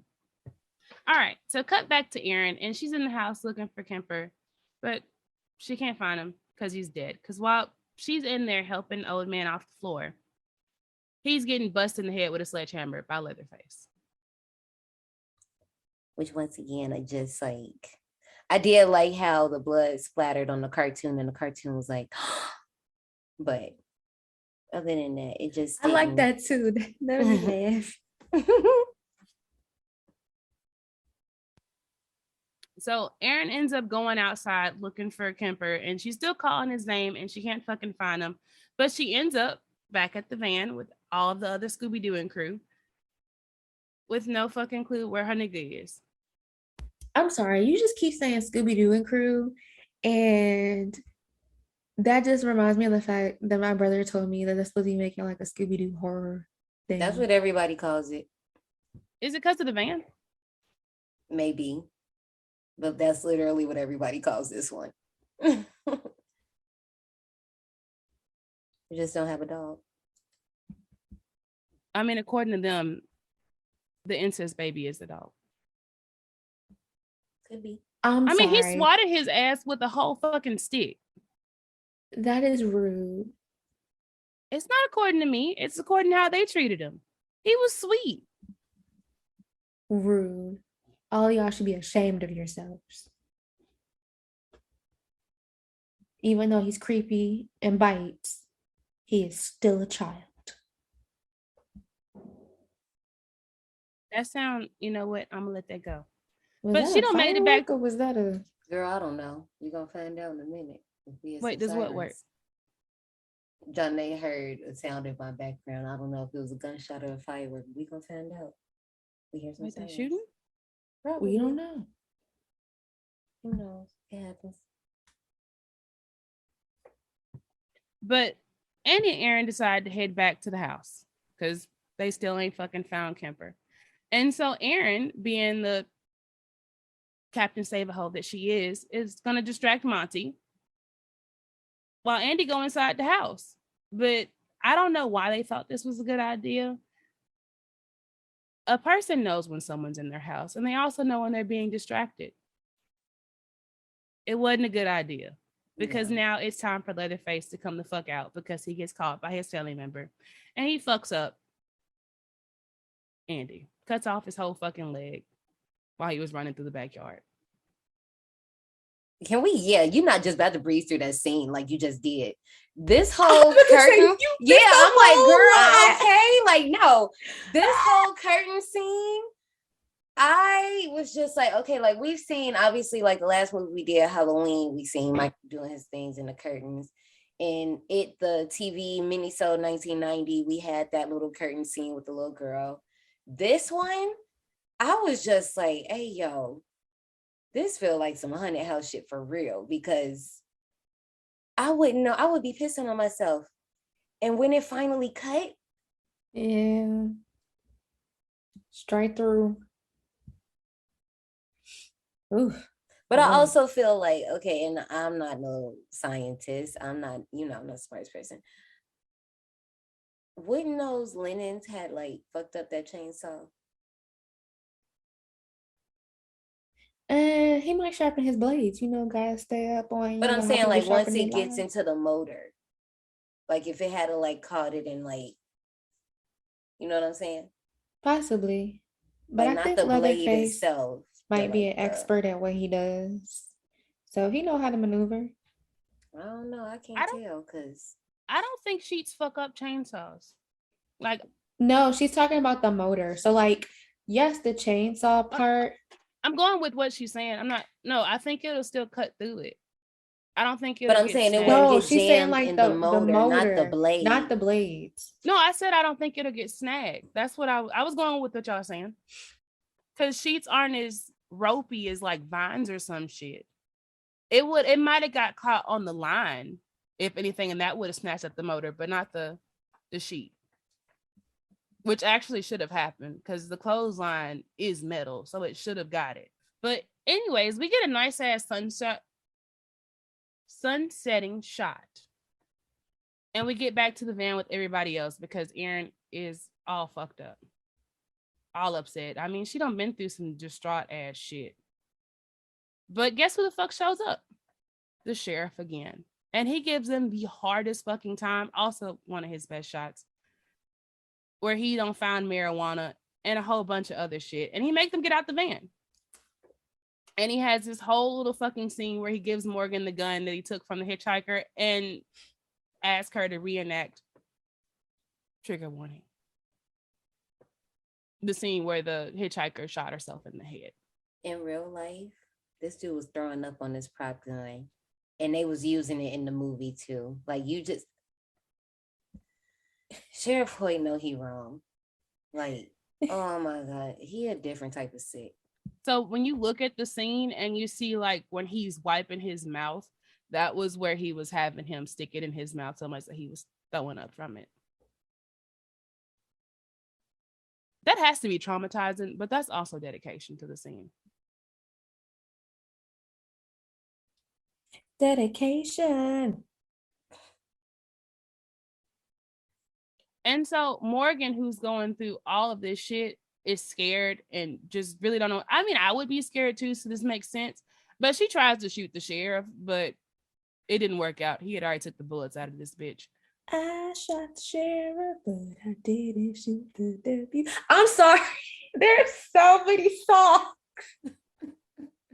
Leatherface, when he first dragged the boyfriend to the basement, he was like taking out his pockets, doing all these things, taking out the needle and thread. And when he checked his pockets, we see the ring that Jessica Biel, Erin thought that she was going to be getting. Right. She was like, I was expecting to leave Mexico with a ring on my finger. Okay. Well, baby, the ring was in his pocket and now it belongs to Leatherface. Right. Let's see. Because he doesn't get put on the hook. That's when the ring happens. The hook happens after he tried to shoot the sheriff. So yes, we passed that part. We didn't talk about it, but we passed it. I was going to talk about when they were riding. Because it's cut by cut instead of going from him going back to the house. That's when you see old buddy get hung on the hook. And then later on, after they're driving to the house, is when you see him try to lift himself off of the hook. Yeah, no, I'm not talking about that. I'm just strictly talking about the ring. That's all I was talking about. But we could just go ahead. It don't matter. People seen the movie. Yes. One thing I do want to circle back to. Yeah, because I feel like for my note, I feel like we skipping stuff, but I don't know what to insert it at, but just keep going. So one thing I want to circle back to is when I was watching with my brother, and it got to the part where like she took the gun out of her Cootie, and the sheriff put it in his. Why are you saying like Jocelyn? When she took the Toolie out her Cootie.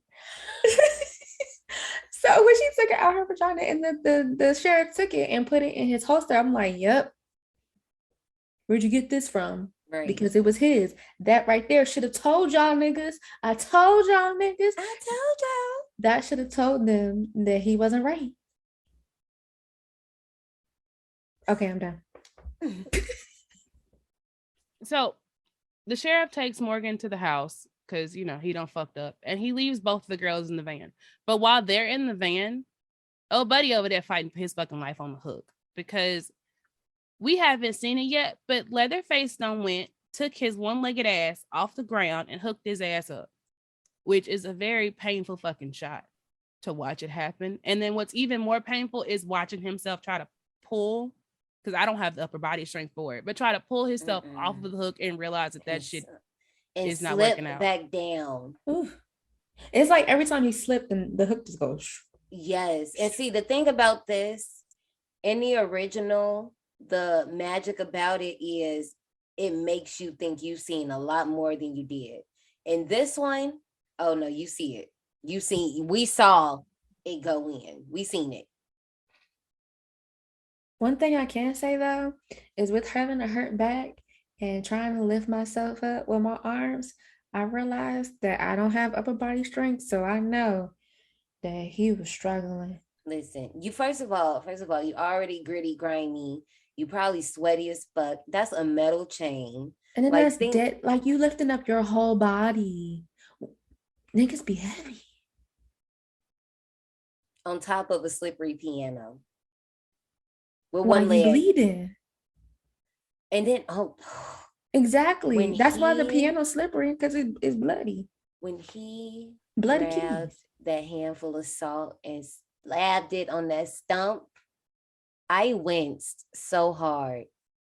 Because if you ever accidentally gotten salt into a wound, or like if you've been at the beach and the sand has gotten to like a cut, that's a whole different next level type of burn. Yep. Remember when I told you when that wave came up and I got stung? And then every time the wave came up after that, it just kept stinging even more and more. Well, that was a jellyfish. That's like salt. No, but because now that it was a wound, because the jellyfish stung me, every time the water came up and hit me, it just stung so much more. Yeah. I was like, wait a minute, that was a whole sting. It's not like, but no, you're right. But yeah, like, I know. No. But that's the best way to keep meat fresh. You gotta salt it. Actually, it's not. Not for humans. Not learn anything from the Middle Ages? Right. No, that's not. No, it's I wasn't being serious. But yeah, you got to. You just got to take that salt and you take the meat and you just like rub a nice little coat on there. And there you go. You got fresh human for later. You could just come and like cut off another piece, salt that bitch close, and going about what you know. I think that was a good method. Leathery and crisp and burnt, and not the right type of crisp. Hello. But that's what they want, so it's gonna be delicious. So fuck it. You got really salty meat, and all you gotta do is cut off that nice little layer of salt and just put that on the grill, and you're gonna have some good ass chili later on. We live to see another day. So we know we got Erin and Pepper in the car chilling, but let's cut to old buddy, to Morgan and the sheriff. Y'all, that car ride was stressful as fuck. And they riding together, and he's antagonizing them, and then he ends up hitting him in the face with a bottle and busting out some fucking teeth. Why? Because he fucking wants to. And then he tells him a whole ass story about how he lost his own teeth, because he popped them bitches out and shows them. And I'm like, what the fuck? So we're bonding over teeth, but yes, we are. I mean, a lot of people bond over shared trauma. Does it still qualify as shared trauma when you inflict it? Yes. Yeah. Because now we're trauma bonding. I inflicted the pain on you so that we can have something in common. Right. Damn. But they pull up at the house, and you know what? It's time to drag this motherfucker out the car and take this nigga to the basement. I don't think that basement is a good place to store meat. It's kind of wet and damp, but I mean, it's a good place for wet t-shirts. But fuck it. So we're gonna cut back to Erin and Pepper. Y'all, I don't think this was a good ass idea. Her brothers really did teach her a lot, because she's sitting here the sheriff took the keys. Her brothers taught her a lot. The bitch was in juvie. Okay. Hell, that's the first lie she told when they was at the mill, when she had to pop that lock open. She was like, oh yeah, I have brothers. Yeah, because why would I want to disclose my criminal past to you? I am reinventing myself. The internet is not a thing. You can't fact check me. Right. Okay. So if I want to wake up tomorrow and I'm a famous person who did, I can be a famous person who did, because these country bumpkins might not know. Checks out. I can steal someone's identity. Because are you going to drive to insert state here to look at state records to see that I died? No. That's why niggas was getting away with a lot. Yep. Because even earlier, when I was talking about securing the crime scene, they wasn't doing fingerprint analysis, DNA analysis, and stuff like that yet. So that don't even matter. And then when it did come about, it wasn't all that popular. And so some smart people... And not accurate. Right. So some smart people actually did do a great job of collecting evidence just in case it can be reused in the future. And that's what actually has happened with some of these cases. Mm-hmm. They reopened them and they used the DNA evidence from back then, and they're able to convict people. Yeah. Technology. Technology failed them in this movie because they couldn't get that damn car started to save their life. And you know what? When they did, Leatherface pulled an infamous Mortal Kombat get over here move through the fucking roof and held Erin ass down. And her friend, also known as Pepper, jumps the fuck out and tries to flee, but that didn't really work out for her because she got sliced in fucking half. I mean, that wasn't her friend, because she was like, bitch, every woman for herself at this point. First of all, we just met like 20-something hours ago. Exactly. They're not friends. Okay. Anytime somebody get cut in half, I just be like, damn, that's fucked. I mean, I guess you went quick, but I don't know. You could still be active, maybe. I don't know. I would be mortified. Could you imagine being cut in half and you still active and you just see that you fucking cut in half? Because I just pray that if there's about to be a traumatic experience and God knows that I'm about to die, can you just snatch me out my body before I feel the pain? Please. Because I'm already about to die. So just take me out before I can feel it. Right. That's all I ask. I'm sitting here trying to think of, can you live when being cut in half for long enough to register that you've been cut in half? I don't want to know. Yeah, I don't know. And we don't have to look it up, but I'm just saying, what if? Damn. You know what's another good what if? What if Erin ass would have made it to someone else's house that wasn't related to them? Because she get to the fucking trailer because she runs to the trees and she's trying to find some safe haven. Over the mountain and through the woods to a random trailer we go. And I don't know. I just don't think I'd be trusting of humans at this point in time because I don't been to one house. We don't had someone I know get fucked up in it. Now we don't got to a trailer, and I'm just gonna trust the motherfuckers inside. No. Like they offering her tea and shit. They trying to drink shit. Yeah, no. First of all, I'm sorry I keep cutting you off, but first of all, the younger one, she looked weird as hell. Yeah, and but the thing that was throwing me off was the mother figure. She was too suspect. Lady? No, she's the one that was holding the Bible in the chair. Henrietta is the teen, is the younger one. So that had to be the tea lady. Yeah, the tea lady. The mom is at the gas station. It's two older women. It's the mom. Well, the older woman who's holding the Bible. I feel like she was automatically suspect because the younger teenager, she looking at you like you crazy, like something's wrong with you, like you all right. But the other lady just sitting there smiling. Right. I would have been creeped out. Like you don't see that I'm in a state of distress and you sitting there smiling? We always get girls in distress coming this way. Come sit down. We got tea ready on the stove. We knew you would be by. You a little late, but yeah, you here. I thought you'd have been here for the sunset, but fuck it. Come on. The Toolie and the Cootie too? No? Okay. Toolie and the Cootie. Please stop making me laugh. Please. But fuck it. She wasn't prepared. She ain't got no Toolie and the Cootie. So guess what? She gonna come and take a seat. She like, I need a phone. Call for help. We don't got no phone, baby. And then the phone rings. I said, right. I thought you said you didn't have a phone. Okay, no, her acting right here, when she started going in and out of consciousness, I wasn't feeling that. It was, I don't know what it was, but it wasn't it. In and out. In and out of time.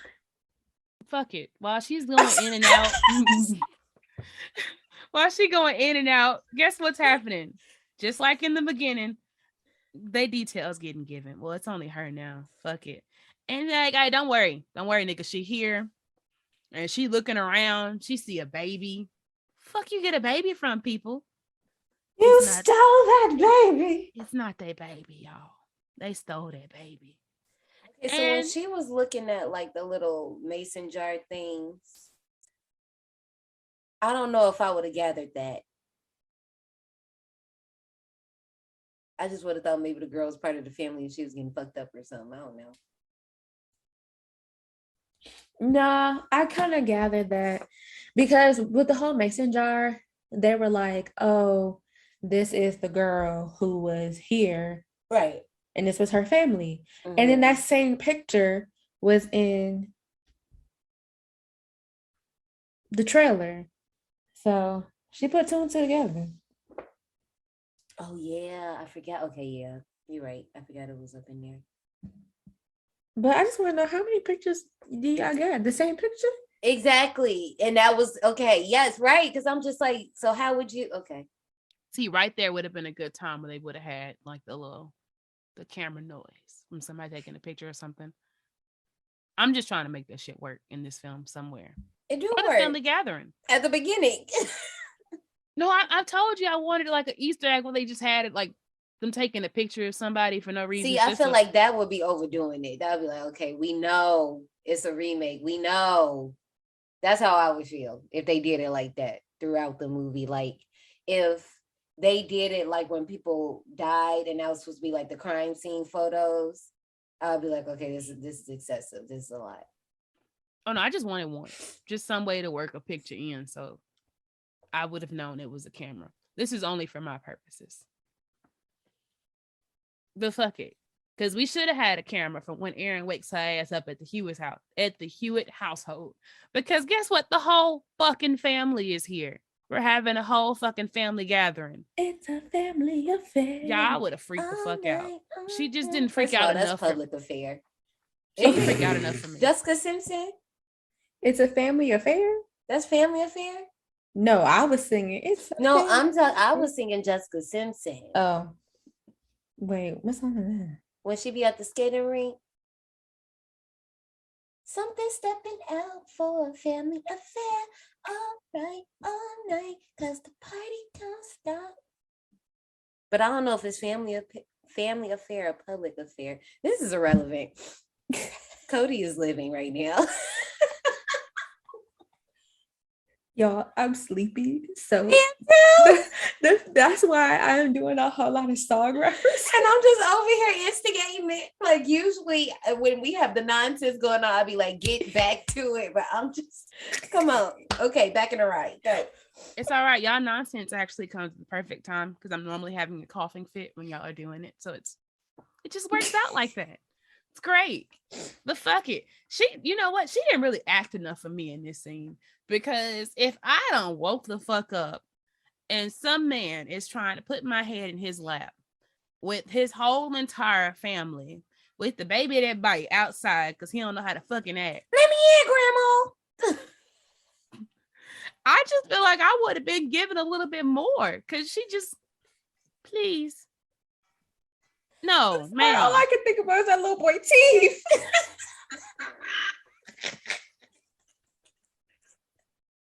I can't. Child, you're a biter. I wonder if it breaks skin. Like, oh my God. I mean, he be eating human flesh, so hell yeah.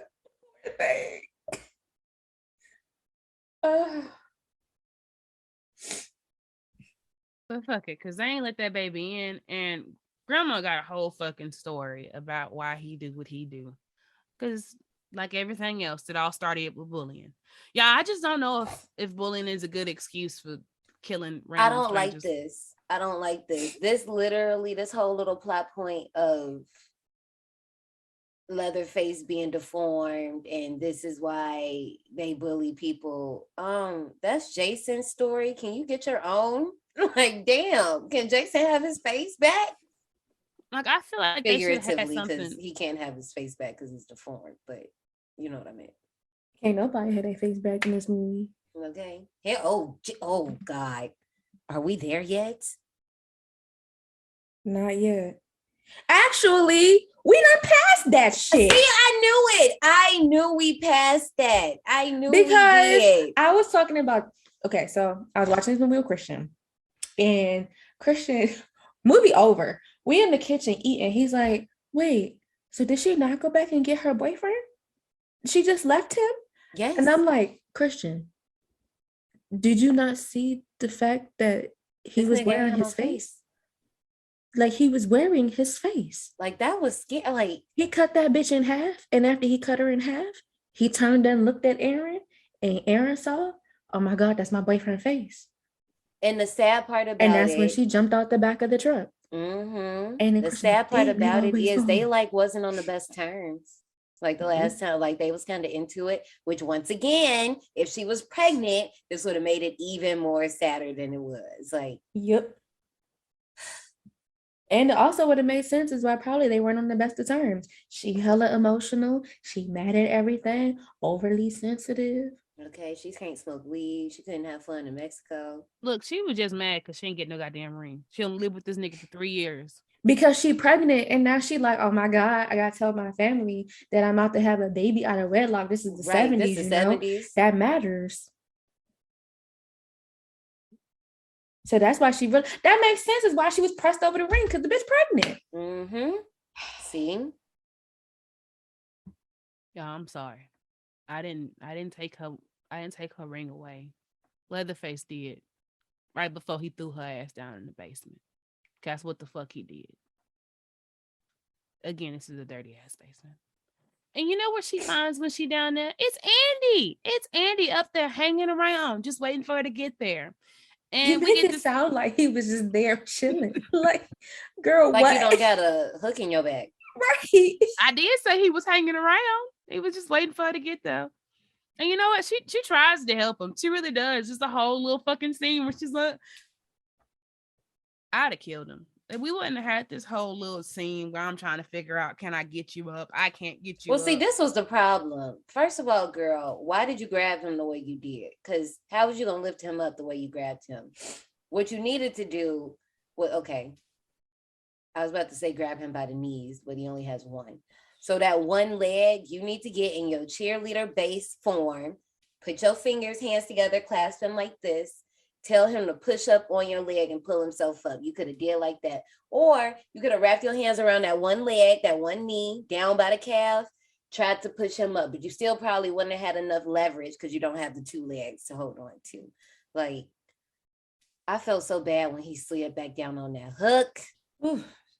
I mean, honestly, she did the best she could do because no, she didn't. No, she didn't, because answer this. Apparently she wasn't pregnant, so right. Look, they kept everything pregnant. else in there. We just gonna go with the assumption that she's pregnant. No, and also because they abandoned it. I'm not because they abandoned it, just like they abandoned another plot line. And me and Janae are arguing why they should have left it in here. But my thing is, she did not do the best she could, because tell me if I was hanging on that hook and I told y'all to kill me, how y'all gonna kill me?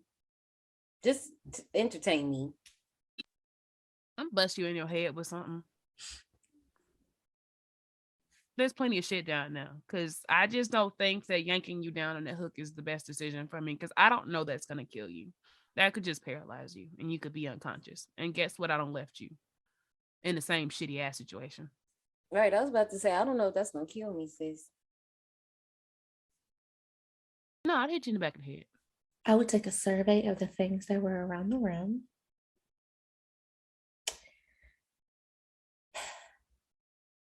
Slit your throat. Why would you do that? Both of y'all ain't shit. I mean, what you want me to do with Aaron? If you slit my throat, I'm just gonna choke on my blood. So that's gonna take a second. You hitting me in the head, that's not a guarantee. You might have to do it a few times. There was no gun. The first one gonna knock you out. I'm just gonna go until I see brain matter and we good. Because you gonna smash my brain in? Yes, I will. What you want me to do? What Erin does and just stab your ass up in the stomach and hope for the best? Stab me in the heart, damn it. Like that instantly hurts too. Over. But it's instantly over. It is not it's instant. over. It's over. You see the way she put that knife in? That ain't instant. In his guts. That was not his heart. I know. But I'm saying, but like the velocity at which she did it. She didn't just be like, oh, vampire. I said y'all, not this girl who's failing at being the final girl right now. What if I don't know anatomy? So I'm just hoping I hit your heart. I'm just hoping like you don't know where the heart is. Then you didn't need to be on this trip with us then. You needed to stay at home where you be safe. First you of all, you don't need to be on this excursion.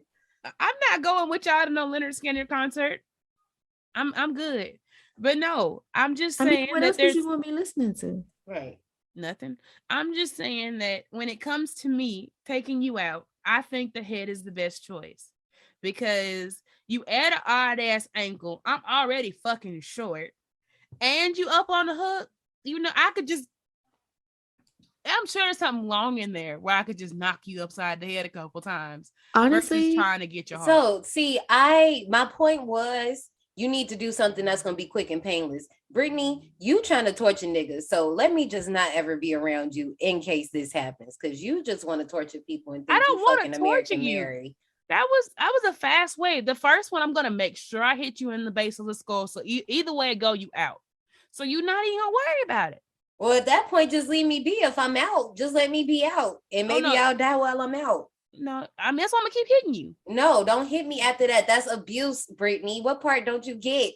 I don't think I get the that's abuse. I don't think I get the abuse part. I think I stopped it. Honestly, I feel like there was something in that basement that she could have stood on to help get him off the hook. The piano. It was just beside bloody. the piano. Yeah. I mean, she stood on it. Well, she didn't really stand on it. She kind of leaned on it and was. Because that's really what I would want. I would want somebody that just get me down and just lay me down. I could die on the floor at least. At least. That's leaving too much up a chance. I'm not gonna leave you. I mean, he was already dead. I'm talking about before she stabbed him. Like before it came to all of that, I'd be like, at least let's try to get me off here so I can just die on the ground. Have me up here like a cow carcass.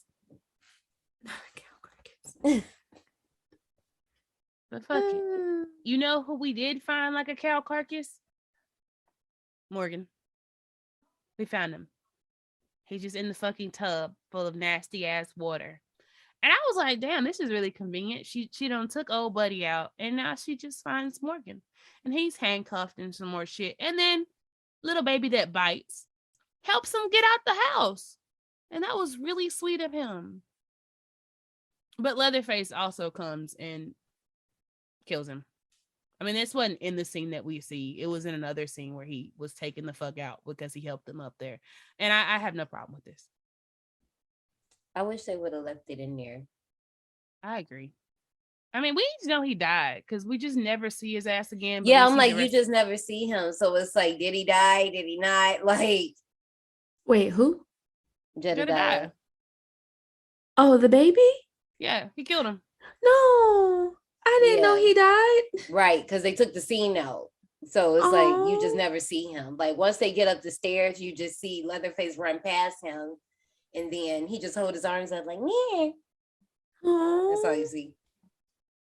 Poor baby. I have no word. I mean, we got the nice ass shot of them going through like a pig pen-esque scene. But I really think it would have been a nice cut to see Jedediah get got by his family member because he was betraying the family. No, that family, Girl, fuck them. Bye. Fuck you them. Always gotta have the good one.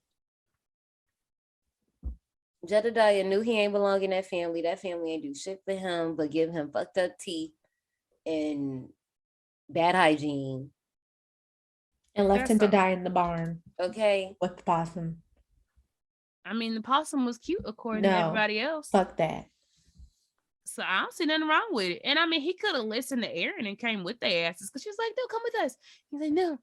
He knew he was the martyr. He was trying to distract them long enough so they had time. Like,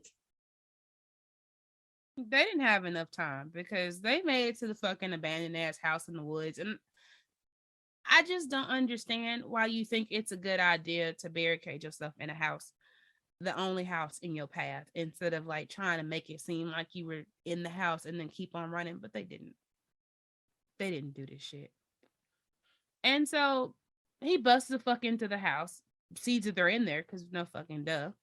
And Morgan, who has a whole fucking wound in his back, ends up attacking Leatherface. And guess what happens, y'all? I think this is the moment you're talking about, right, Johnny? Where he ends up dropping the chainsaw. They're in the whole little scuttle where Erin could have ended the whole movie. Yes. Up the chainsaw. Yeah. Yes. She could have picked up the fucking chainsaw. And she just laid there. Like, I was literally yelling at the TV, bitch, pick up the saw. Like, what the fuck? It wasn't no good ass idea. But fuck it, because I don't know. Also, what fucking movie was it where somebody else decides it's a good idea to try to fight the bad guy? A few of them. But I'm thinking of him specifically boxing his ass. Jason. That's it. Baby, you're not black. This isn't gonna work out for you. It didn't work out for him either. He at least got a little bit of a reprieve. He didn't get hung up on a fucking chandelier. Because literally, he just hung his ass up like he weighed nothing. Oh, I was talking about the dude in the Jason movie.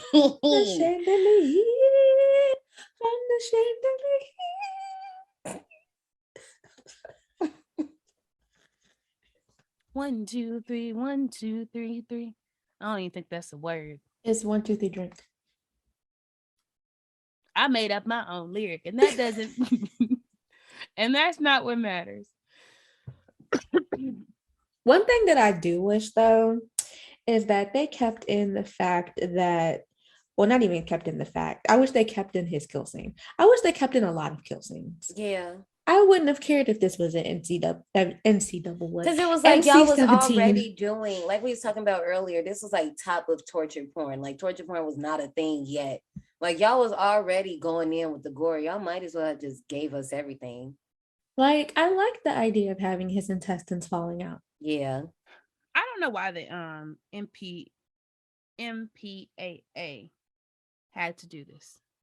Was that a them thing or was that an editing room thing? It was a them thing. Well, it was an editing room. They were trying to avoid NC-17 because there's only so much that you can put in a movie to keep it at R before it goes to NC-17. Mm-hmm. And that was one of the things that got it cut because they wanted to make it less bloody so they could get a rated R rating. That's not the only one. Kemper's death was supposed to be more graphic. Yeah, that's why I was like, I feel like, okay. And so was Pepper's. The order of the deaths, it kind of shakes you up a little bit because you think Kemper would last a little bit longer than he did. Like him being the first death, you would think that would be like Pepper or something. But for me, I just feel like, and I know I'm talking about this a little early, but like all the deaths, like you kind of forget about them after a while. You be like, oh yeah, that did happen. Since we're talking about it now, there's only 2 chainsaw deaths in this whole movie. Right. Yep. Oh, Buddy should have been killed by the chainsaw, and we should have seen it. They shouldn't have cut it out.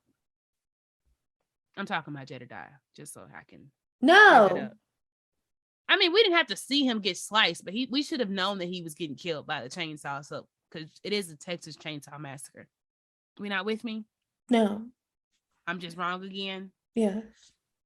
I'm not feeling Jedediah being killed. Well, I mean, he was killed. You're making me upset. I didn't do it, but he was fucking killed. But fuck it. You know who was actually killed by the chainsaw? Is Morgan. Morgan's got up. We know. I just wish I would have seen his intestines hit the floor. Yeah. They pulled an art. You know who really hit? No. Erin fucking hit it. She cleared that fucking couch. Like she's so lucky that door was open, because if that door wasn't open, girl. This is when we get the slaughterhouse that was mentioned earlier, because Erin fucking bolts it out of that fucking house into the woods. Again, we're back into the thick of it. And we're in the slaughterhouse. And she tries to fucking hide. Hold on, time out, because Leatherface's clumsy ass chasing her done fucking cut himself. Sir, don't you know your house? You don't know your land? You don't know what's coming up? No. So you like the girls from Wrong Turn? Idiot. You like the girls from Wrong Turn? He gotta chase a whole bitch in the dark. That don't matter. You're dumbass. How you cut yourself with your own weapon? One thing that I can say about a lot of these villains in these horror movies is they don't really injure themselves. Mm-hmm. This idiot injured himself. Where they do that at?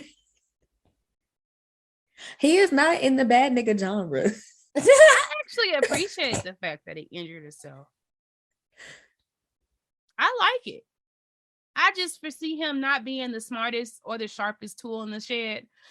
I mean, we knew this, but so him being able to hurt himself because it's dark outside and he running after a bitch, it worked for me. I mean, if anything, I'm only fine with it because it shows me that you're human and you're not like supernatural and you can't get hurt.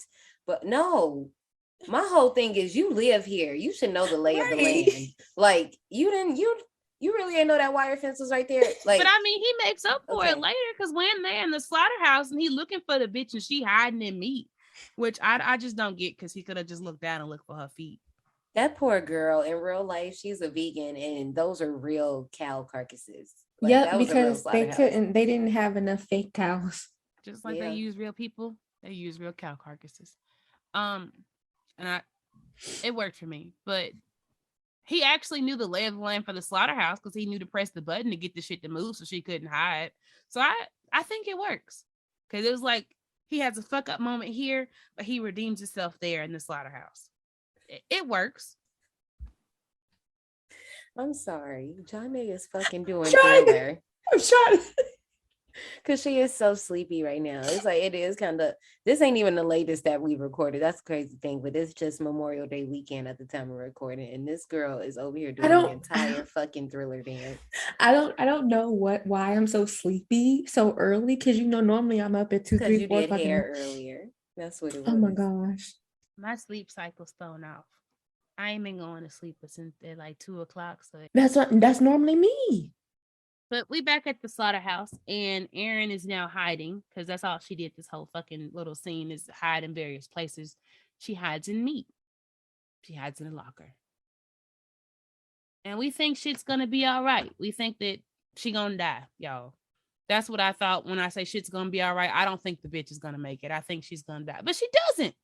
Because surprise, surprise, she hid well enough and a little noisy noise distracts the fuck out of him. So he goes to the wrong locker and she jumps the fuck out and cuts his arm off with the cleaver. Y'all, this is also why the other movie was a prequel, because he only has one fucking arm. Wait a minute. What movie was a prequel? The beginning? How is the beginnings a prequel if he only got one arm? He didn't get the one arm until after she slopped it off. That one comes before this movie. I think she's saying that's why the next movie they made was a prequel, so he could have his 2 arms instead of giving us one arm. Okay, because I was confused for a minute there. Thank you. Sorry, because I didn't know what to say because words were rearranged and I thought something different. It's okay. It's okay. But back to chopping off arms. That was a lot of chopping that she did to get the arm off, and this was another point where I feel like she should have picked up the chainsaw. But the chainsaw is his weapon. So she had to get the cleaver. I don't care. I would have had chainsaw with his hand still attached. That's what I'm saying. After she chopped off his arm that had the chainsaw attached, she should have picked up the fucking chainsaw. But that's not. Now, here's my only thing is in the mix of the moment where there's a lot of adrenaline, that chainsaw was going crazy on the ground. So you would have had to be careful anyway, because you see he was struggling to pick it up after she ran off. So, I mean, yeah, I would have thought of that, but I also would have been like, shit, do I want to risk myself trying to pick this shit up and possibly cut myself? See, that was after he already removed his hand from the chainsaw. I would have picked up the arm and would have waved that shit around. Oh, you picking up everything attached and just like, fuck it, we just. Because I'm saying it was like this much, she cut him on top of that. Did she cut it was above the elbow. Above the elbow? Yeah. So yeah. But also if you grab the hand, what if the hand let go? I don't know, because the nerve endings, I don't fucking know how that works. But no, it should still be like I would have ran. But see, if I picked up the arm, picking up the arm would have gave me better leverage to grab the handle. Yeah. Mm-hmm. No, I understand. This is a good idea, but I'm just saying no. I would have ran too. And then I would chop this ass up. As I know we talked about her strategy earlier. So I'm like, at this point, I think she just, at that point, she got it. She understood it. She was like, okay, I got to fucking get out. This is what we got to do. And it was a good idea. See, don't let me get a chainsaw. I was in Lowe's looking at chainsaws a couple of weeks ago. Don't let me get a chainsaw. I'm not going to even ask you why. We were buying big boy toys we were buying big boy toys for Brandon. Oh, and a chainsaw was involved because we were, looking at saws and things. When you say saws and things, you're starting to sound like a killer. Girl, no, you ain't fucking talking. Girl, finish this movie so we can go to bed. All right. So we don't cut off the fucking arm. We don't ran the fuck outside. It's raining. This t-shirt been wet this whole fucking movie, but don't worry. We need it a little wetter for you. So we're going to make it even better. But she ends up flagging down a trucker who ends up stopping because her shirt's wet for any other reason. Because when she lifted up that door to run out into the rain after leaving the slaughterhouse, I'm just thinking that she's about to run out into the rain and do it for Lil Saint. Like, I just feel like it's a setting of a music video. At this point, she's out there. Was she about to do, what's that song about her husband? I thought she was going to be in Step Up. The part when it's raining in 3, I think. Her husband got a few rainy videos. Wait, who her husband? Justin Timberlake. Oh, Cry Me a River. There we go. That song. Damn. But it's okay because it's raining outside. She don't flag down the trucker. We think that this is the moment when we're gonna see Leatherface appear and like try to kill the trucker. That's not what happens. He ushers her inside of the truck. It seems all nice, and then guess what? She is now the irrational hitchhiker. That's who she is now. Yep. Because instead of using complete sentences and convincing him this is not a good idea, let's not stop here, she just grabs the fucking wheel. She repeats the same shit that and I didn't like that. Baby girl repeated at the beginning of the movie. I didn't like that. I'm like, first of all, because the whole thing is like the whole middle part of this movie already drags. So then you're gonna make us do this again when we already don't witness this. Like, I feel like there was a more clever way we could have went about this. Well, no, they didn't find a clever way. They just fucking find a way to get her to be irrational so he can pull over and try to go talk to the Hewitt family because clearly there's a distraught bitch in the truck. And she's like, oh, fuck. So she creeps the fuck out, goes and saves the baby. Yeah, I'm not saving no goddamn baby. I just don't. If they kept the original storyline, she saves the baby because she all emotional, because she pregnant. Mm-hmm. And they should have kept that bit in there. They probably should have, because this don't make no fucking sense to me. That's what I'm saying. A lot of points in the movie not a lot of points. A lot of the movie would have made more sense if they just kept the fact that she was pregnant. It would have, because she don't got this baby out the fucking high chair. Everybody outside talking to the truck driver. She done went and hot wired another fucking car. And guess whose car it is this time? It's the sheriff's car. And her and the baby are leaving. It's time for them to, hit the road, Jack. And don't you come back no more, no more, no more, no more. But we got to treat the sheriff like a speed bump, because we going to run this nigga over a couple times. I appreciated that, because she really didn't do shit but cut off an arm. That shirt really did shine through, though. And while she's trying to fucking escape, guess who appears? It's Leatherface. He done ran the fuck out with his one-armed itself, waving the fucking chainsaw. And she just, I really wish they would have did the chainsaw dance in this fucking movie. Waving the chainsaw, he nicked the damn police car. Okay. It wasn't the chainsaw dance. Yeah, no, it was literally like, let me just swing it in the air and then we'll just get that. That's enough. Y'all know what we was trying to do, but that's not the... Twist it around your head, spin like a helicopter. At all. None of that. I do want to go back. I like how they shot Erin hot wiring the car, and you didn't know if she was hot wiring the truck or not. So you think Sheriff Hoyt is about to like bust in on her in the truck, but she's in the car. Also, the baby, was that baby CGI'd in the car? Because the baby looked kind of weird. He did look weird. The baby looked kind of weird. And I don't think he was CGI. I just think the baby looked he wasn't weird. a Renesmee by any means. He just an odd looking baby. Oh my God. This screenshots of Renesmee. Woo, child. Ashley, you didn't see Twilight Saga? No, that's why you looking like that. Because I was like, damn, right. Why she don't get what I'm talking? But that's it. That's why. Because Renesmee was oh my fucking God. I also have to give Erin points on the triple tap, because that's how a final girl do, and you just drive off into the night.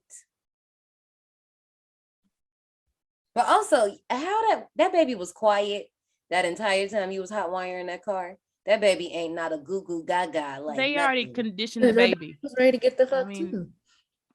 He wasn't eating good at the house. All right, he just wanted to leave. He looked real happy and content as they were driving off into the rainy night. And then fast forward, because now we're back in archival footage. We're back here. And they're going through the basement and shit. And there's meat hooks, various just pieces of hair and shit. And one of the officers gets his ass beat. Okay. And we're like, what the fuck happens? Well, this is the last scene we ever see of Leatherface, because they didn't properly secure the fucking crime scene. And he kills everybody and escapes. with his one ass arm. How the fuck he beat somebody's ass like that with one arm? It wasn't that dark. They wasn't expecting it.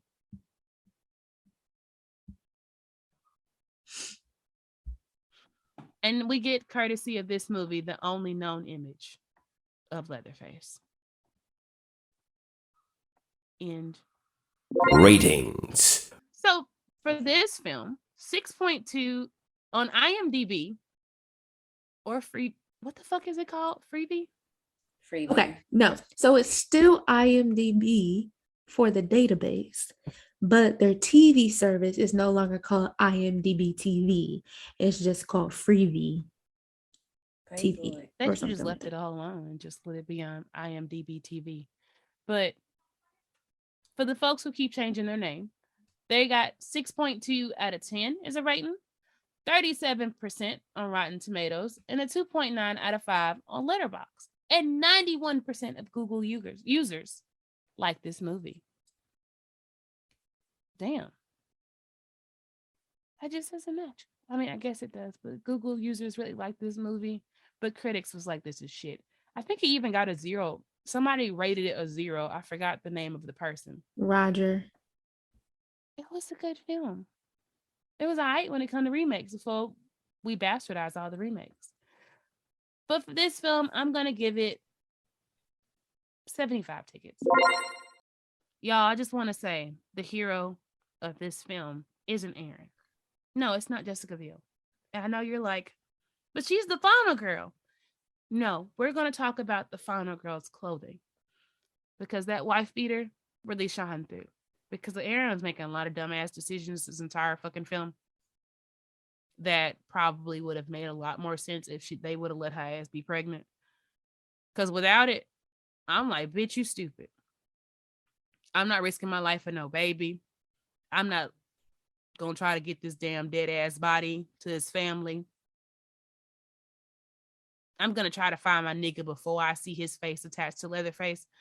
All this shit that could have, been stopped. Or made more sense if she would have just been with child. Okay.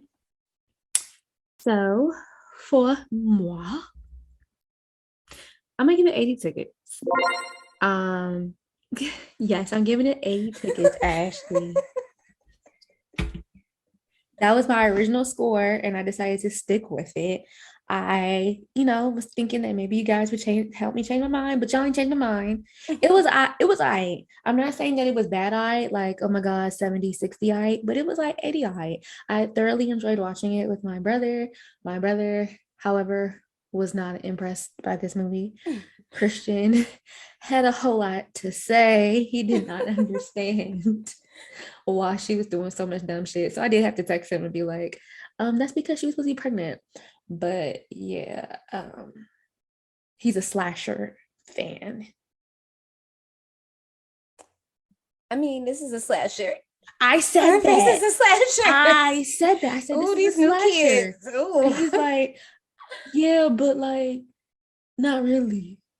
There's somebody, I don't know if they ever gonna listen to this episode, but if they do, they're gonna flip the table off that one line. I defended it. I really did. I said, Christian, this is a slasher. And he was like, yeah, but not this kind of slasher. What did Christian say he was? What do you mean? Of the genre? I don't know. He just said that it wasn't a slasher. He also said he likes thrillers. But this wasn't it for him. I think he was saying he was doing too much dumb shit and it wasn't clicking. So he didn't like it. I might have to be with Christian on this one. It's not my favorite. I don't think it's a bad remake. Once again, y'all know me, I'm always respecting things for being like innovators or blah, blah, blah, blah, blah. But the fact that this is Platinum Dunes, and Platinum Dunes is the reason why we got a lot of these shitty remakes in the odds, especially that Nightmare on Elm Street. That's a strike. I also like Michael Bay. I don't. Fuck him. Fuck him. Ooh. Yeah, no, ew. Yeah, no, ew, yuck. I don't even know what I was gonna say. the whole abandoned pregnancy plot would have helped this movie tremendously. I do like that they wanted to be different and they changed a lot with the movie. I think it's better to do that versus trying to do a shot for shot remake and just make it quote unquote updated. Like you might as well do something different. And this does a decent job, but where I think it flops is, like I said, it doesn't feel like the 70s to me. And the middle drags. The middle, I'm just like, we could have tightened this up a little bit, and it just didn't do it for me. So overall, I'm gonna give this one 60 tickets. I wish I had more blood. More blood. More blood. More blood. Gushing. Wish it had more. That too. Like, you know me, even though I complain about gore, I like gore. So I wish I had more gore. Hold on to your right. I'm like, you better hold on to your seatbelt with that one, because I can show you something. Oh, God. Well, speaking of showing you stuff, let's go right ahead and see what's up in the souvenir shop. Thanks for riding. Before you go, take a detour into the souvenir shop. Okay, this is like very, very minuscule, but like, what if we had like little chainsaw keychains? That's cute. I'd buy it. And like, they actually like, you press a little button and it make just a noise. It don't gotta like vibrate or anything, just a noise. Like, what if it really did cut people? What if it was like a shake? Like, see, and I was thinking like, what if it was like a pocket knife, but it was like a chainsaw, like a mini chainsaw, like a. That'd be cute. Put that in the safety line. I think we should have little chandeliers with attachable people. Like a little figure. I don't think we should promote that message. I know we're a horror theme park, but that's pushing it. But he put his ass on the chandelier. I don't think we should like have him where he can split open. I just think you can have the chandelier with a person or without. Like you can pull his ass off.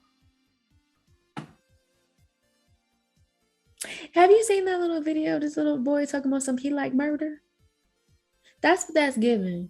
It's giving promoting murder. It just made me think of trigger warning suicides. That's when it made me Wait, think. no, but he didn't commit suicide. I know he didn't, but I'm just saying if somebody walked in the store and they didn't know what it was and they just see a chandelier with a body hanging out. But it's going through him. You can't take yourself out. Which is crazy because so many people think that song is about that. And she's like, no, I just saw a big chandelier and I wanted to swing from it. So, yeah. Damn. Okay. Well, look, y'all. Scratch my idea. Normally, I don't scratch them. But I don't want people out here thinking I'm just talking about hanging yourself from a chandelier. That's no. I would never say do that. I tell you to drink bleach. I will tell you to go swimming and figure out how to swim. All right.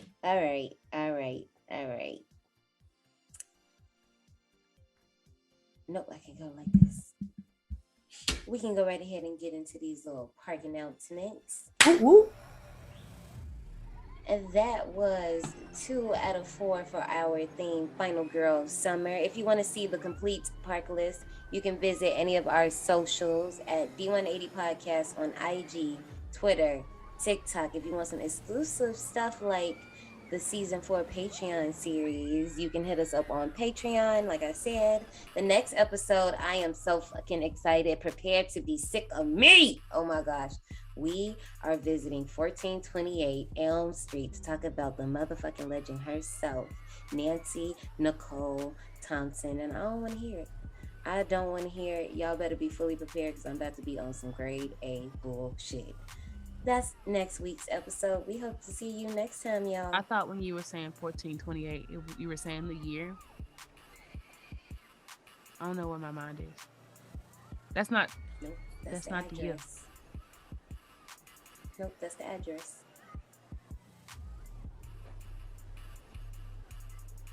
Y'all gonna say bye? Bye. I'll see you soon.